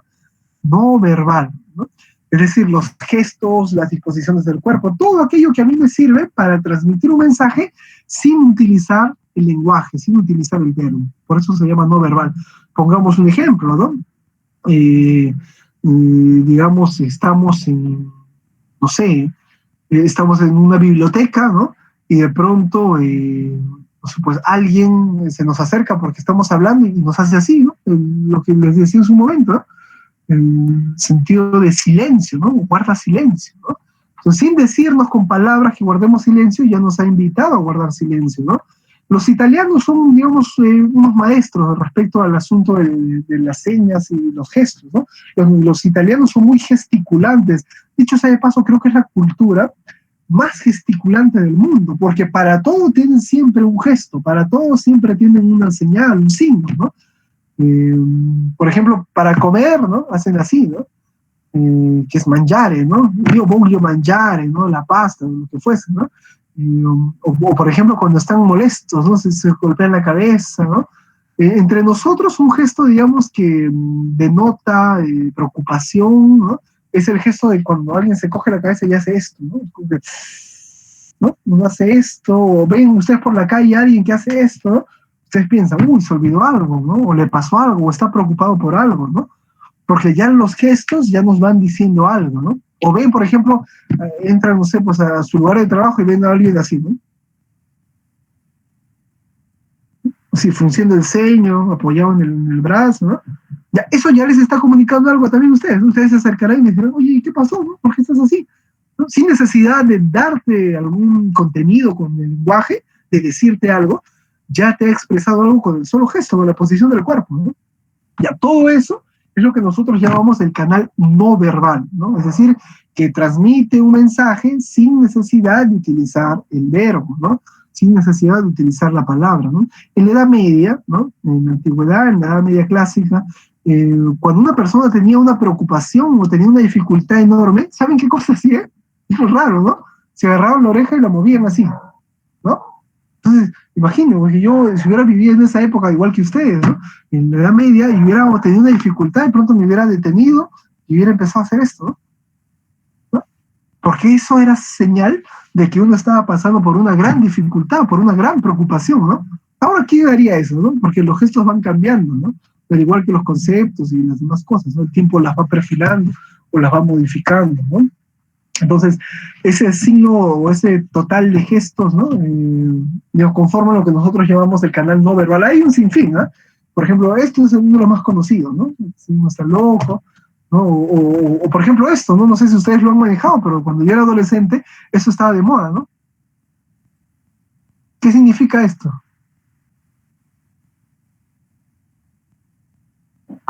¿Alguien lo ha utilizado alguna vez? Oye, claro, muy bien, ¿no? Estoy aguja, estoy misión imposible, estoy chihuahua, ¿no? Entonces, todo lo que quieran, todos los sinónimos y verbos que quieran, ¿no? Pero solo ese gesto, oye, préstame 10 soles, ¿no? Ya no era ni siquiera necesario responderle solamente, ¿no? sí, aguja, ¿no? Y así, hubo una serie de gestos que, digamos, los adultos, los jóvenes, incluso los mayores, ¿no? Van manejando, ¿no? Van manejando. Entonces, toda esa serie de gestos, ¿no? De disposiciones del cuerpo, de las manos, etcétera, todo eso ya nos va, digamos, transmitiendo un mensaje. Y cuando hablamos del canal no verbal, nos referimos a todas estas herramientas, estrategias que nos permiten, digamos, transmitir ese mensaje sin necesidad de apelar al lenguaje. Bien, entonces yo sigo avanzando.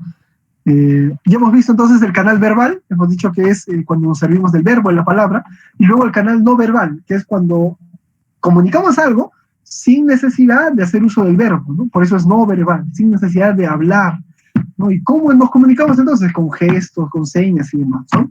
Y el tercer elemento, el tercer canal de la comunicación que nosotros debemos estudiar es el canal paraverbal, ¿no? Ya les había adelantado hace un momento, ¿no?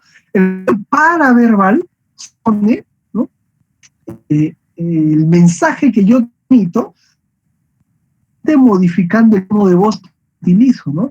Por ejemplo, si yo diga, no sé, pues imaginen que ahorita alguien viene y abre la puerta que tengo yo justo aquí atrás, ¿no? Y de pronto lo deja abierto, ¿no? Entonces yo podría decirle simplemente, oye, cierra la puerta, ¿no?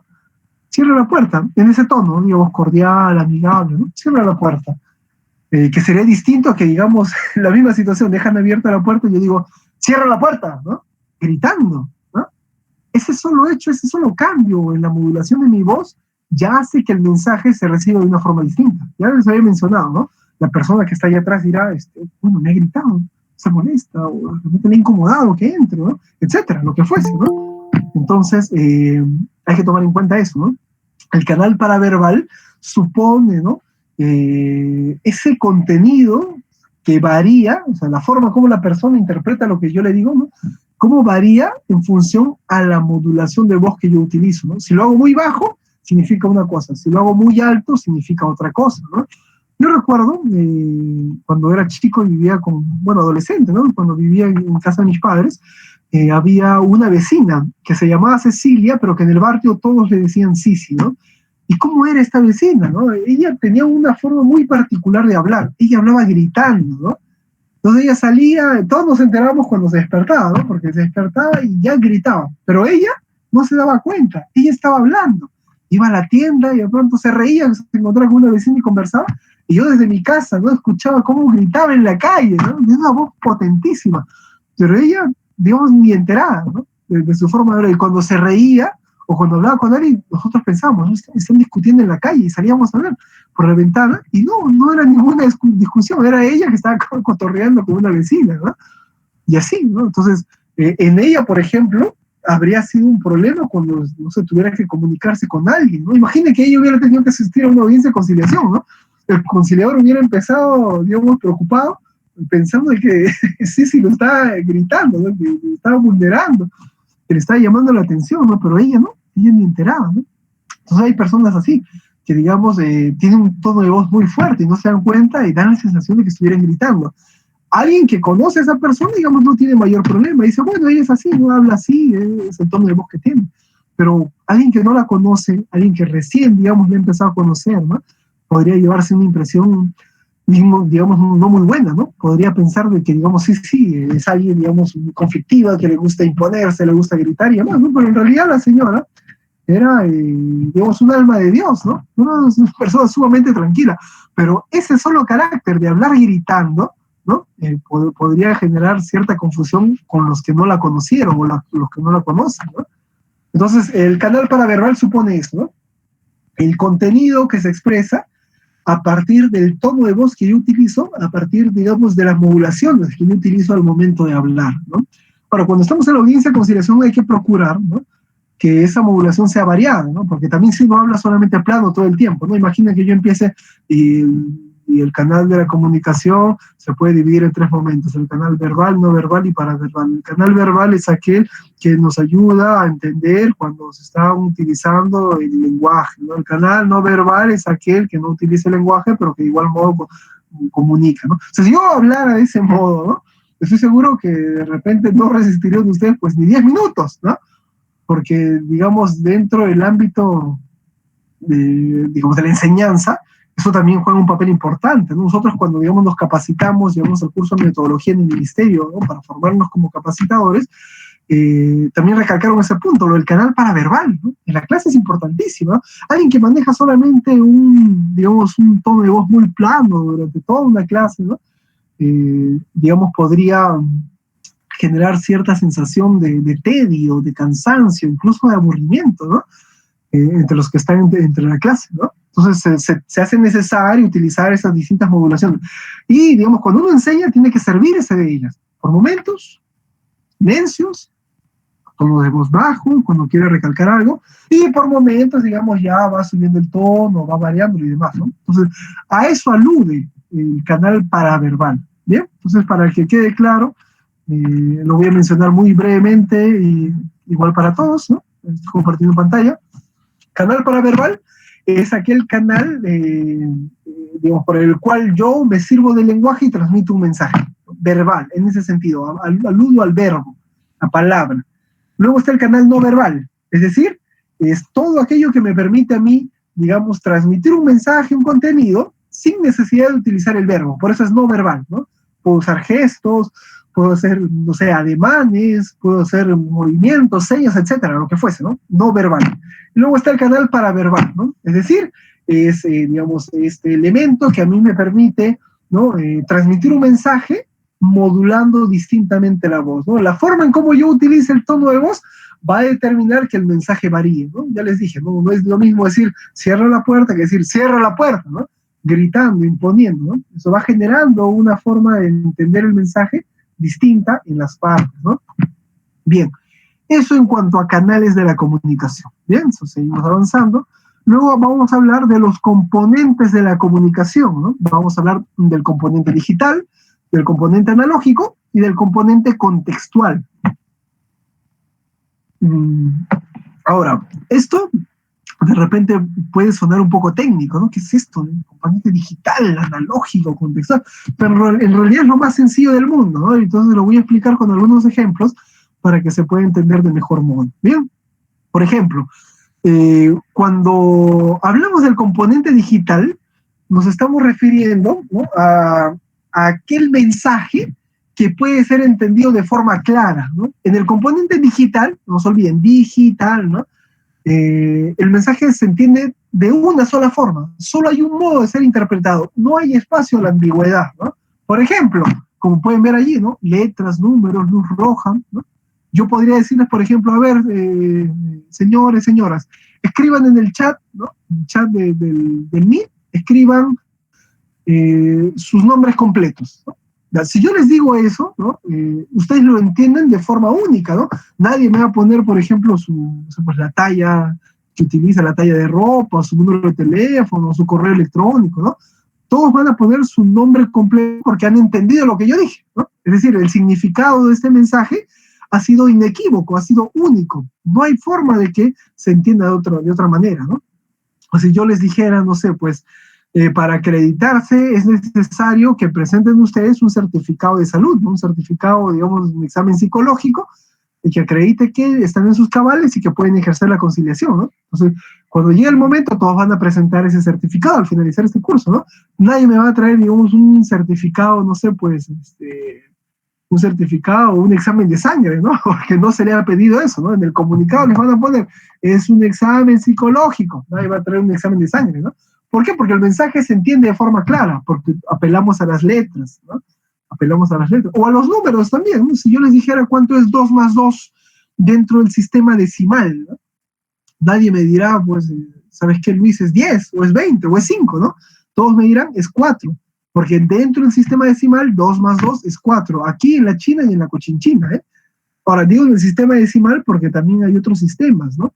En donde necesariamente 2 más 2 ya no es 4, ¿no? Puede ser una cifra distinta, ¿no? Pero en el sistema decimal sí es 4, ¿no? Otro ejemplo, la luz roja del semáforo, ¿no? Imaginen ustedes, están manejando un auto y están aquí, pues, en Perú, ¿no? De pronto están manejando y hay un semáforo y pone la luz roja, ¿no?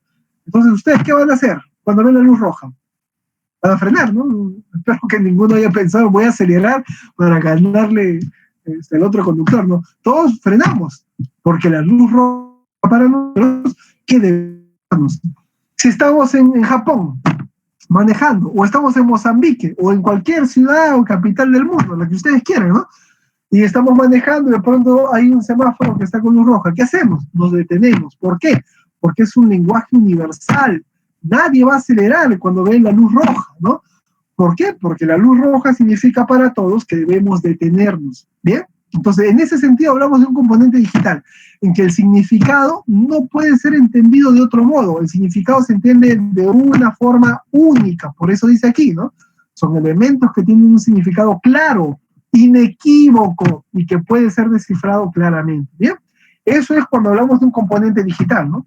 Los ejemplos, las letras, cuando salimos de números, cuando vemos la luz roja del semáforo, etcétera, ¿no? Entonces, eso en cuanto al componente digital.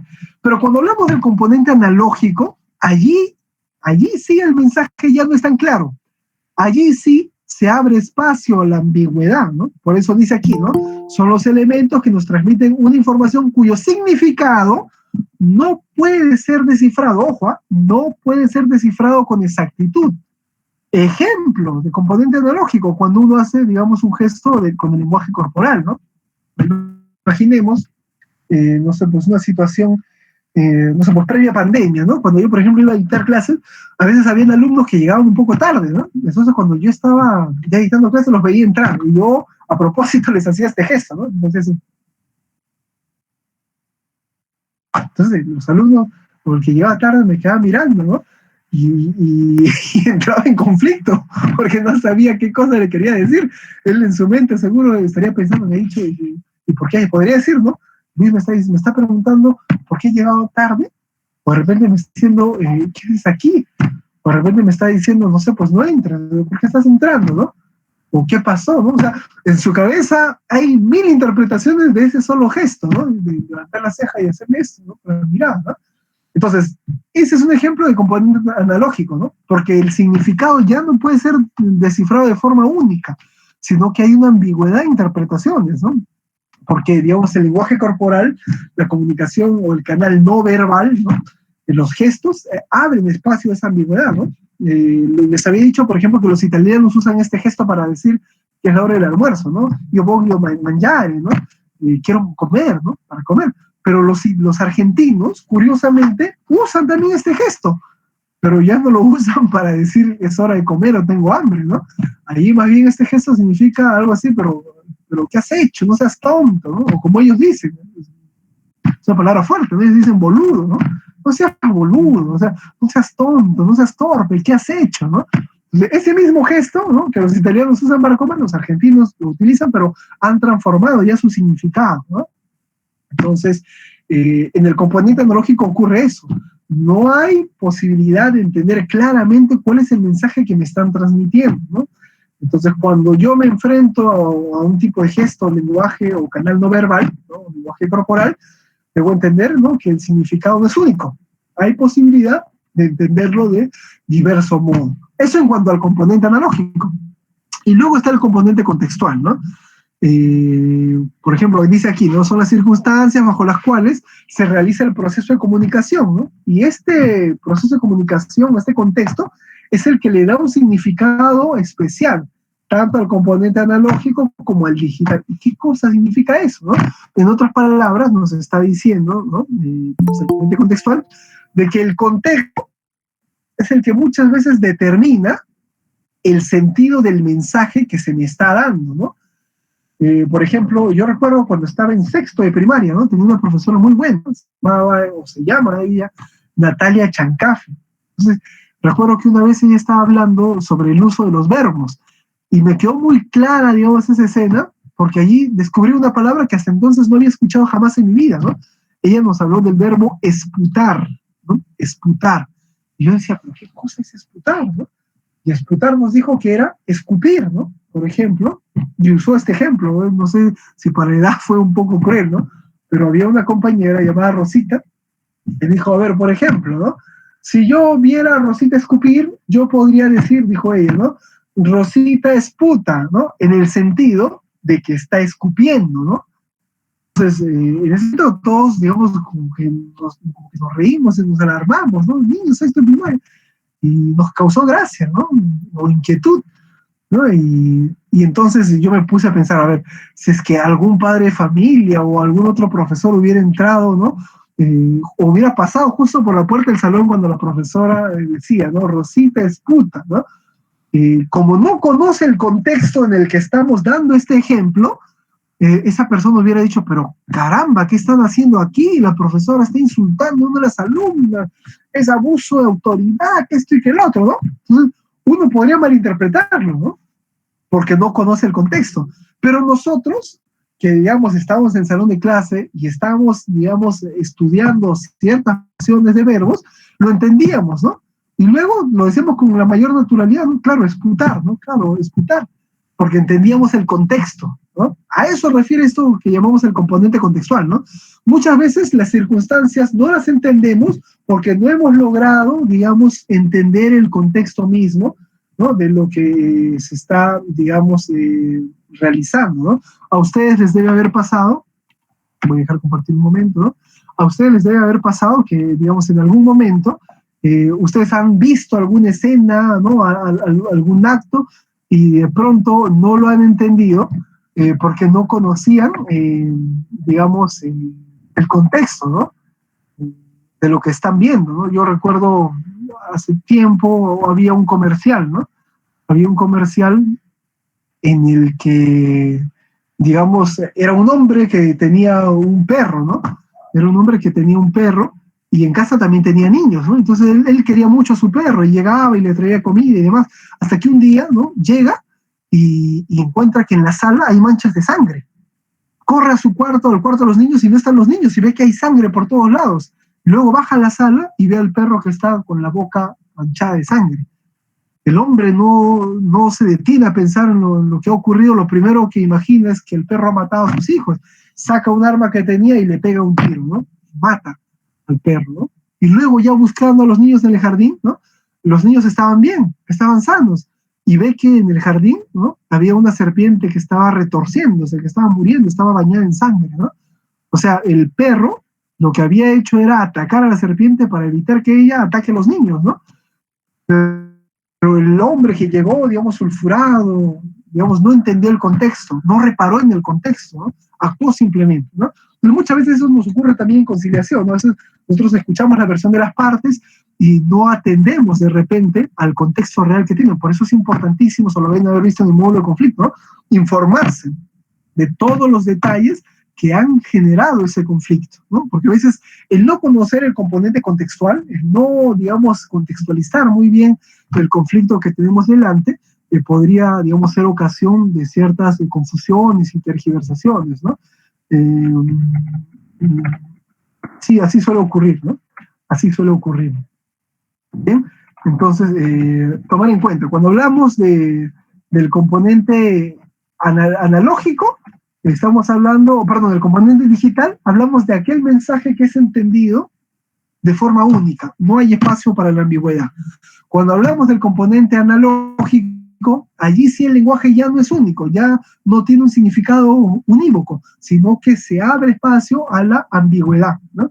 Y cuando hablamos del componente contextual, ¿no? Nos estamos refiriendo a aquel componente que nos ayuda a entender mejor, ¿no? La situación que estamos, digamos, viendo, identificando, ¿no?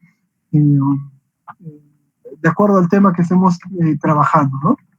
Hasta aquí, ¿hay alguna pregunta respecto a esto? Esto que estamos mencionando, estos elementos que hemos trabajado hasta ahora.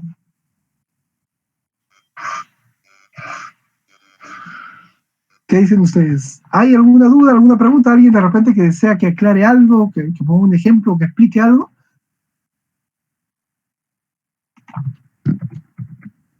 ¿O todo está claro? Si todo está claro, entonces yo puedo asumir, ¿no? Que se entendió. Está claro, doctor, todo. Excelente. Ah, ya, ok, muchísimas gracias. Flor también. Está claro, doctor. Ya, muy bien, Marisol, muchas gracias. Entonces, está claro, doctor. Ah, ya, excelente. Entonces seguimos avanzando, ¿bien? Con el tema. Entonces voy a compartir pantalla. A ver.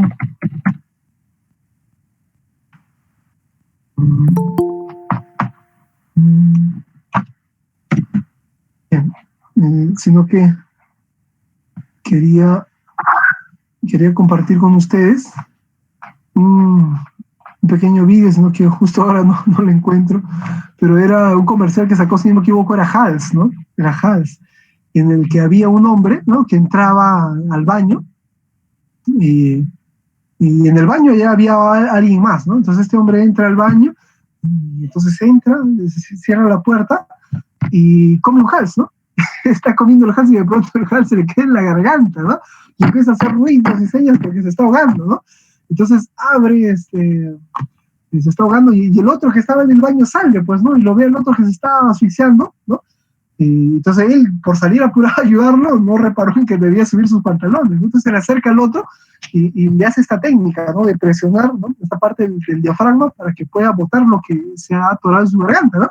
Entonces se pone detrás de él y empieza a apretarlo, a golpearlo hasta que sale el Hals, y justo en el momento en el que sale, ¿no?, el Hals de la garganta, entran dos personas al baño, ¿no? Y lo ven a él, ¿no?, con los pantalones abajo, jadeando detrás de él, abrazados los dos, ¿no? Entonces, esto, digamos, para entender un poco lo que habíamos comentado del componente contextual, ¿no? Es decir, si uno no entiende el contexto, insisto en esto, ¿no?, si uno no entiende el contexto, corre el peligro de que pueda, digamos, tener una versión tergiversada de la realidad, ¿no? Entonces hay que tener mucho cuidado con eso, ¿bien? Ahora sí, entonces sigo compartiendo pantalla para continuar con el tema. Bien, ya hemos visto entonces componentes de la comunicación y ahora vamos a ver axiomas de la comunicación, ¿bien? Cuando nosotros hablamos de un axioma de la comunicación, nos referimos a axioma en el término matemático, ¿no? Es decir, en el sentido de que es una verdad evidente que simplemente se acepta, no se cuestiona, ¿no?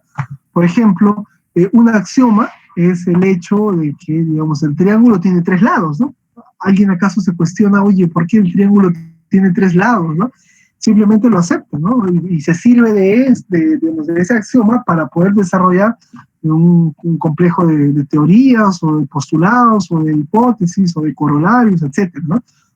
En ese mismo sentido hay que entender un axioma de la comunicación, es decir, es una verdad evidente que está allí simplemente, ¿no? Y que uno tiene que aceptar, ¿bien?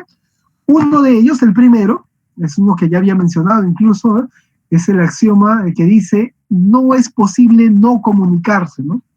Es decir, todo lo que hacemos, todo lo que decimos, todo lo que, digamos, generamos delante de otras personas siempre está comunicando, ¿no? Ven, por ejemplo, aquí en la silueta, ¿no?, ven 3 personas y rápidamente uno puede advertir, ¿no?, de que 2 de ellas están, digamos, muy cómodas, muy agradable, mientras que el tercero, digamos, pasando un momento, digamos, de malestar, de inquietud, más, ¿no? A ver, me disculpan un segundito, por favor, voy a atender algo rapidísimo. 30 segundos a lo más.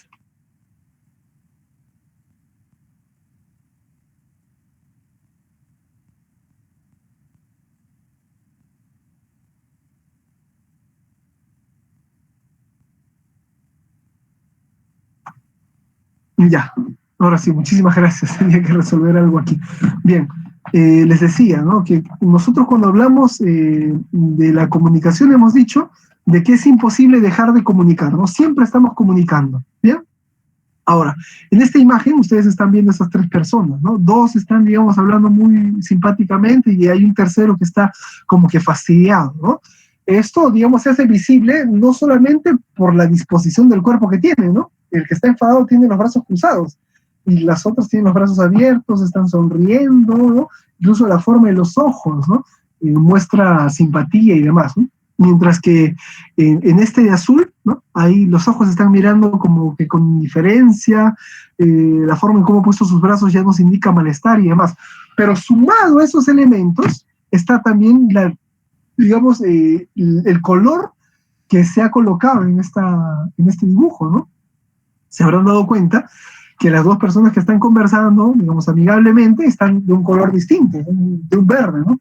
Y el otro, el que está solo, fastidiado, está de color azul.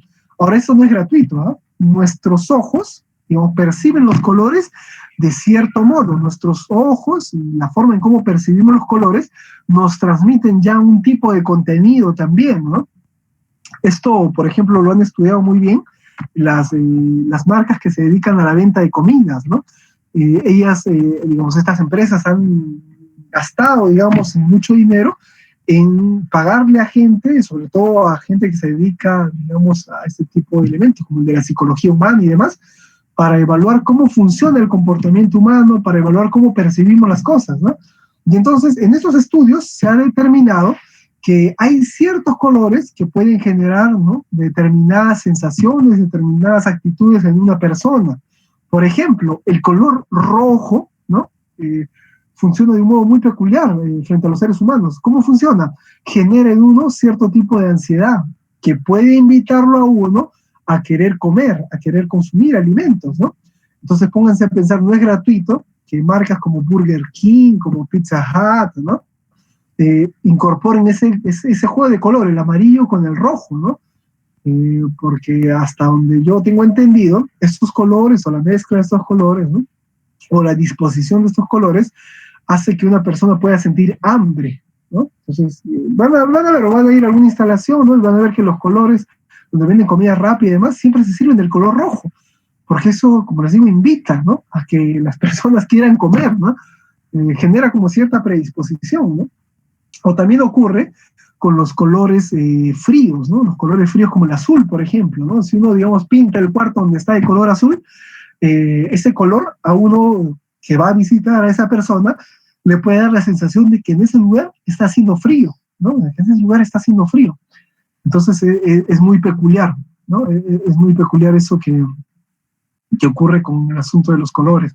Ahora, en conciliación, ¿no?, como también en el ámbito del estudio y demás, se aconseja que el espacio en el que uno, digamos, desarrolla la audiencia sea un espacio donde hay un color, digamos, cálido, ¿no? Cálido, es decir, un color, digamos, pastel, puede ser un color, no sé, pues, una tonalidad baja, ¿no? Por ejemplo, el marfil, ¿no? El color marfil, digamos, se presta muy bien para pintar un lugar donde se hacen audiencias de conciliación, ¿no? Uno no va a pintar una sala de conciliación color verde o fosforescente o naranja, ¿no? Porque eso también distrae, ¿no? A la que tiene un contenido distrae, ¿no? Los expertos recomiendan que para estudiar, para tener, digamos, una conversación tranquila, lo ideal es tener un tipo de ambiente pintado de un color fileño, ¿no? Entonces, eso también, digamos, es importante tenerlo, ¿no? O sea, hay gente que está apuntando a abrir un centro de conciliación, ¿no? Esos elementos también juegan un papel, como la vestimenta misma de un conciliador, ¿no? No hay, digamos, cierta normativa específica de cómo debe vestir un conciliador frente a una conciliación extrajudicial, ¿no? Pero se entiende que el conciliador, digamos, va a tener cierto recato, ¿no?, en la forma de vestimenta. No va, pues, a atender una audiencia en BBD, ¿no?, o no va a estar con un polo, ¿no?, en plena audiencia, ¿no? Sino que hay ciertas formalidades que se tienen que cumplir, que no están estipuladas, pero que uno, digamos, entiende que tiene que cumplirlo, ¿no? Digamos, no sería, digamos, muy adecuado que un conciliador desarrolle una audiencia con una corbata amarilla, o una corbata naranja, o un saco, no sé, pues, verde fosforescente, ¿no? Porque eso distrae, insisto, ¿no? Las partes todo el tiempo están, dijimos, interpretando y decodificando. Y si ven algo que llama su atención, se van a agarrar de eso que llama su atención y, digamos, se van a distraer, ¿no? O, por ejemplo, ¿no?, imaginen que yo esté en la audiencia y de pronto durante toda la audiencia yo estoy así, con el lapicero, ¿no? Estoy así, ¿no?, y aquí en la tapa, y estoy hablando, ¿no? Señores, buenos días, bienvenidos a Centro de Conciliación, mi nombre es Luis Iguacolio, y yo los voy a acompañar el día de hoy en el desarrollo de esta audiencia, ¿no? La conciliación extrajudicial es un mecanismo alternativo para resolver, etcétera, ¿no? Entonces, imaginen que yo ando y con la mano ahí en el lapicero, los estoy distrayendo, ¿no? Y eso no debe hacer un conciliador. Hemos dicho que nosotros somos agentes de diálogo, creamos el clima adecuado para que las partes lleguen a un acuerdo, o puedan arribar a un acuerdo, ¿no? Y eso significa volcar todas las estrategias a que las partes estén concentradas en la comunicación, evitando cualquier tipo de distractor, ¿no? Entonces hay que tener eso en cuenta. Por eso también se recomienda que cuando se arme una audiencia de conciliación, una sala de conciliación, ¿no?, por lo general no haya nada en la pared, ¿no? Esté vacío, esté blanco, para que las partes no se distraigan, ¿no? Ahora, la disposición de la mesa también se recomienda que sea circular. ¿Por qué? Porque desde la antigüedad viene esta idea, ¿no? El círculo es la figura perfecta o es la figura por excelencia. ¿Por qué? Porque el círculo no admite, digamos, ningún tipo de separación. El círculo no tiene principio ni fin, ¿no? Tú no puedes decir el círculo empieza acá y termina acá, ¿no? Sino que cualquier punto podría ser el inicio, cualquier punto podría ser el final, ¿no? En ese sentido no tiene ni principio ni final, es eterno. Por eso representa, o en la Edad Media representaba a Dios. Ustedes ven las pinturas que se hacían desde la antigüedad y sobre todo en la Edad Media, siempre Dios tiene o Jesús o los santos tienen una suerte de coronita redonda, ¿no? Ese círculo que, digamos, circunda su cabeza refleja esta idea, la eternidad, ¿no? ¿Por qué? Porque el círculo no tiene principio ni final. Y algo que no tiene ni principio ni final es algo eterno, ¿no? Entonces el círculo representa esa idea de la eternidad, y el color dorado también, ¿no? Entonces se recomienda que la mesa tenga esa forma circular, ¿no? Para, digamos, evitar que haya algo así como una sensación de que este es mi territorio, este territorio es tuyo y este es el de aquel, ¿no? No, la mesa circular nos invita a olvidar, digamos, los contornos, los lados, y nos involucra simbólicamente en una conversación en donde todos estamos ya, digamos, añadidos, involucrados, ¿no? A eso también ayuda la mesa circular, ¿no? ¿Qué cosa más se recomienda? Y esto ya, digamos, solamente como anécdota, ¿no? Algunos recomiendan colocar algunos caramelitos de limón, ¿no? Porque se tiene la creencia, y creo que incluso hay cierta disposición cuando uno consume un caramelito de limón, ¿no? A bajar la tensión, a calmarse y demás, ¿no? Pero ojo, si van a hacerlo, yo recomendaría que lo hagan antes de empezar la audiencia, o sea, que les entreguen un caramelito a cada uno antes de entrar a la audiencia. ¿Por qué? Porque tener un recipiente en la mesa, como hemos dicho, ¿no?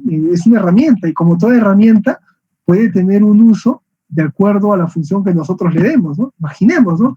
Ojalá nunca llegue el caso, pero imaginemos que ustedes estén en la audiencia y una de las partes se sulfura y se molesta, ¿no? Y ve ahí el recipiente de vidrio que tú has puesto con los caramelitos, y en su ensañamiento coge ese recipiente y se lo tira en la cabeza, ¿no?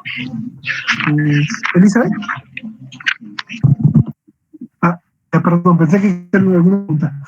Entonces, por eso, digamos, sería lo ideal evitar, ¿no? Que haya cualquier tipo de elemento sobre la incluso utilizado como un arma tentativa, ¿no?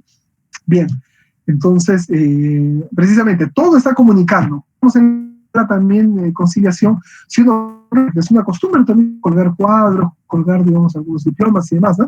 Eso podría generar también cierta distracción. Lo ideal es que no haya nada, para que las partes estén por enteras abocadas al desarrollo de su audiencia de conciliación. Entonces, el primer axioma de la comunicación nos revela eso, ¿no? Algo que ya hemos ido mencionando desde que empezamos, ¿no? De que es imposible dejar de comunicar. Siempre estamos comunicando, los colores que usamos, las cosas que decimos, la forma que decimos, todo eso está siempre comunicando en todo momento. Bien, por ejemplo, acá tengo unos ejemplos. ¿Qué vemos en esta imagen? ¿Qué me está comunicando esta silueta?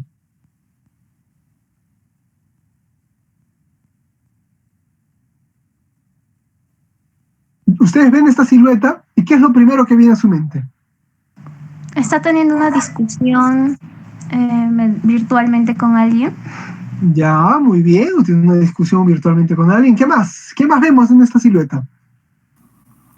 Otra de las cosas se podría ver, doctor, es que la persona está ahí enojada, digamos, porque no responde su equipo, está algo mal. Podría ser. Ya, muy bien, está enojada porque hay una falla técnica. Ya, muy bien. ¿Qué más? ¿Qué más vemos en esta imagen? Está haciendo gestos, doctor, como de estuviera molesto. Así. Ya, muy bien, efectivamente, todo lo que ustedes han dicho, ¿no? Buenos días, disculpe. Doctor, buenos días.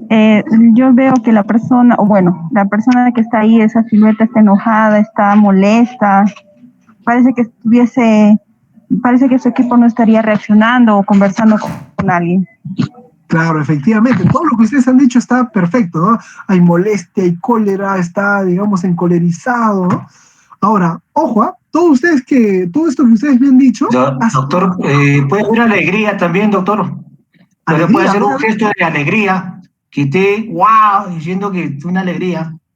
Ah, ya, por ejemplo, que su equipo anotó gol y está gritando ¡gol! Ya, un gesto de alegría de su compañero. Pero efectivamente, todo esto que ustedes han dicho, ¿no? Molestia, cólera, incluso alegría, este grito de furor, ¿no?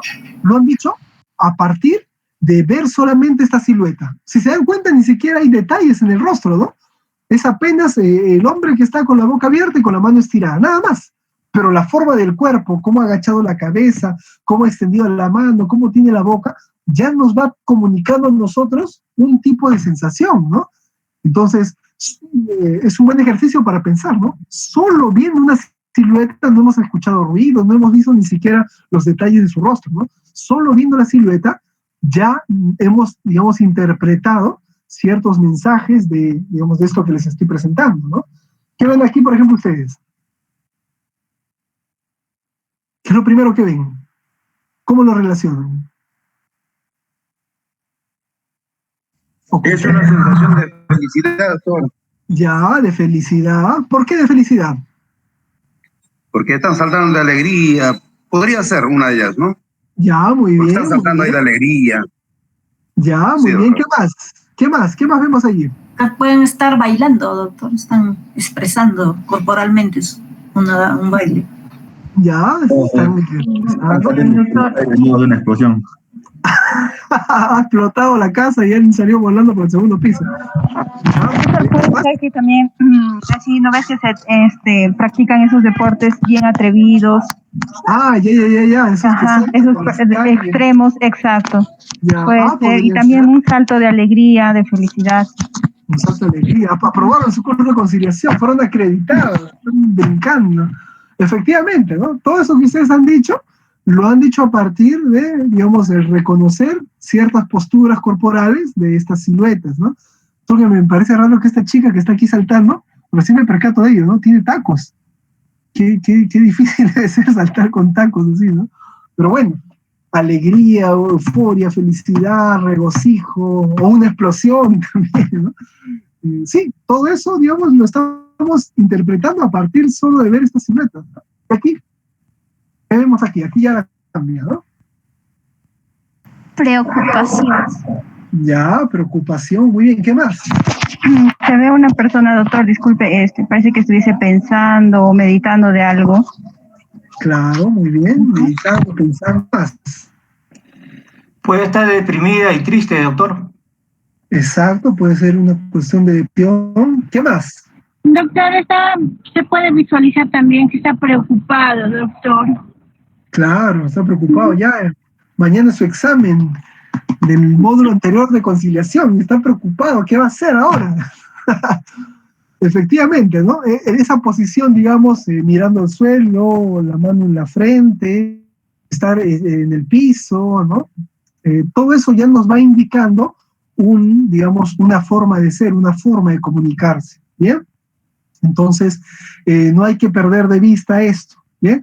Todo lo que nosotros hacemos siempre va a comunicar, entonces hay que tener mucho cuidado, ¿no? Si tenemos, no solo parte de la conciliación, ¿eh? Sino para nuestra vida misma, si tenemos en casa niños, si tenemos familia o compañeros de trabajo, lo que fuese, hay que tomar en cuenta que todo lo que nosotros hacemos tiene un impacto siempre en los demás. Para bien o para mal, siempre hay un impacto y no debemos descuidar, ¿bien? Entonces, hay que tomar, digamos, muy en cuenta esto, hay que asumir una responsabilidad que tenemos a nivel social, ¿no? Y sobre esto seguro vamos a ir conversando, ¿no? A lo largo de estos módulos que vamos a seguir trabajando, ¿bien? Entonces, en esta primera parte, para hacer solo un breve resumen, hemos vinculado, hemos visto cuál es la relación que tiene el conflicto con la comunicación, hemos dicho que ambos son fenómenos naturales que nos van a dañar, es imposible escapar de ellos, ¿no? Hemos visto que la comunicación es algo distinto del lenguaje, ¿no? El lenguaje es un elemento que está dentro del universo de la comunicación y es privativo de los seres humanos. Hemos visto también que la comunicación se sirve de una serie de elementos, es un proceso en donde hay un emisor, un receptor, un mensaje, un canal y un contexto. Hemos visto a su vez que hay, digamos, también canales para poder comunicar un mensaje. El canal usual, cotidiano, acostumbrado del que se sirven los seres humanos es el canal verbal, es decir, cuando yo hablo, uso el verbo, ¿no? Pero hay otros canales, como el no verbal y el paraverbal. El no verbal es ese canal que me permite a mí transmitir un mensaje sin utilizar el verbo, sin utilizar el lenguaje, la palabra. Entonces puedo usar gestos, puedo usar señas, puedo usar signos, etc., ¿no? Y luego está el canal paraverbal, ¿no? Es decir, esa transmisión de mensajes se puede dar en función a la diferente modulación de voz que yo le dé, al mensaje que estoy transmitiendo. ¿Bien? Hemos visto también que hay componentes de la comunicación, 3 básicamente, uno llamado digital, uno analógico y uno contextual. El componente digital es el que me dice que los mensajes pueden ser interpretados de una forma única. Es cuando el mensaje solo tiene espacio a una interpretación. Por ejemplo, la luz roja del semáforo o una suma de números, etc., ¿no? El componente analógico ya no admite solamente una forma de ser entendido ese mensaje, sino que se abre a la ambigüedad. El componente analógico me dice a mí que el mensaje puede ser interpretado de diversos modos. Por ejemplo, cuando yo hago un gesto, cuando yo hago una señal, cuando yo hago un movimiento corporal, etc., ¿no? Y luego está el componente contextual. Es el que me dice que el contexto es el que muchas veces ayuda a definir mejor cuál es el mensaje que se está dando, ya sea un mensaje digital o un mensaje analógico. Bien, entonces en esta primera parte hemos empezado a ver también los axiomas de la comunicación, son 5, nos hemos detenido en el primero, que es el axioma que nos dice a nosotros que es imposible dejar de comunicar. Siempre que hagamos lo que hagamos, vamos a estar comunicando. Bien, entonces he hecho un breve repaso de lo que hemos visto en esta primera parte del módulo, porque a mí, digamos, el coordinador del curso, el señor Abel, me informó que a las 10 debemos hacer una pausa de 15 minutos para que, digamos, puedan ir a los servicios, o levantarse, o desayunar si no han desayunado, ¿no? Y a las 10:15 en punto nos encontramos para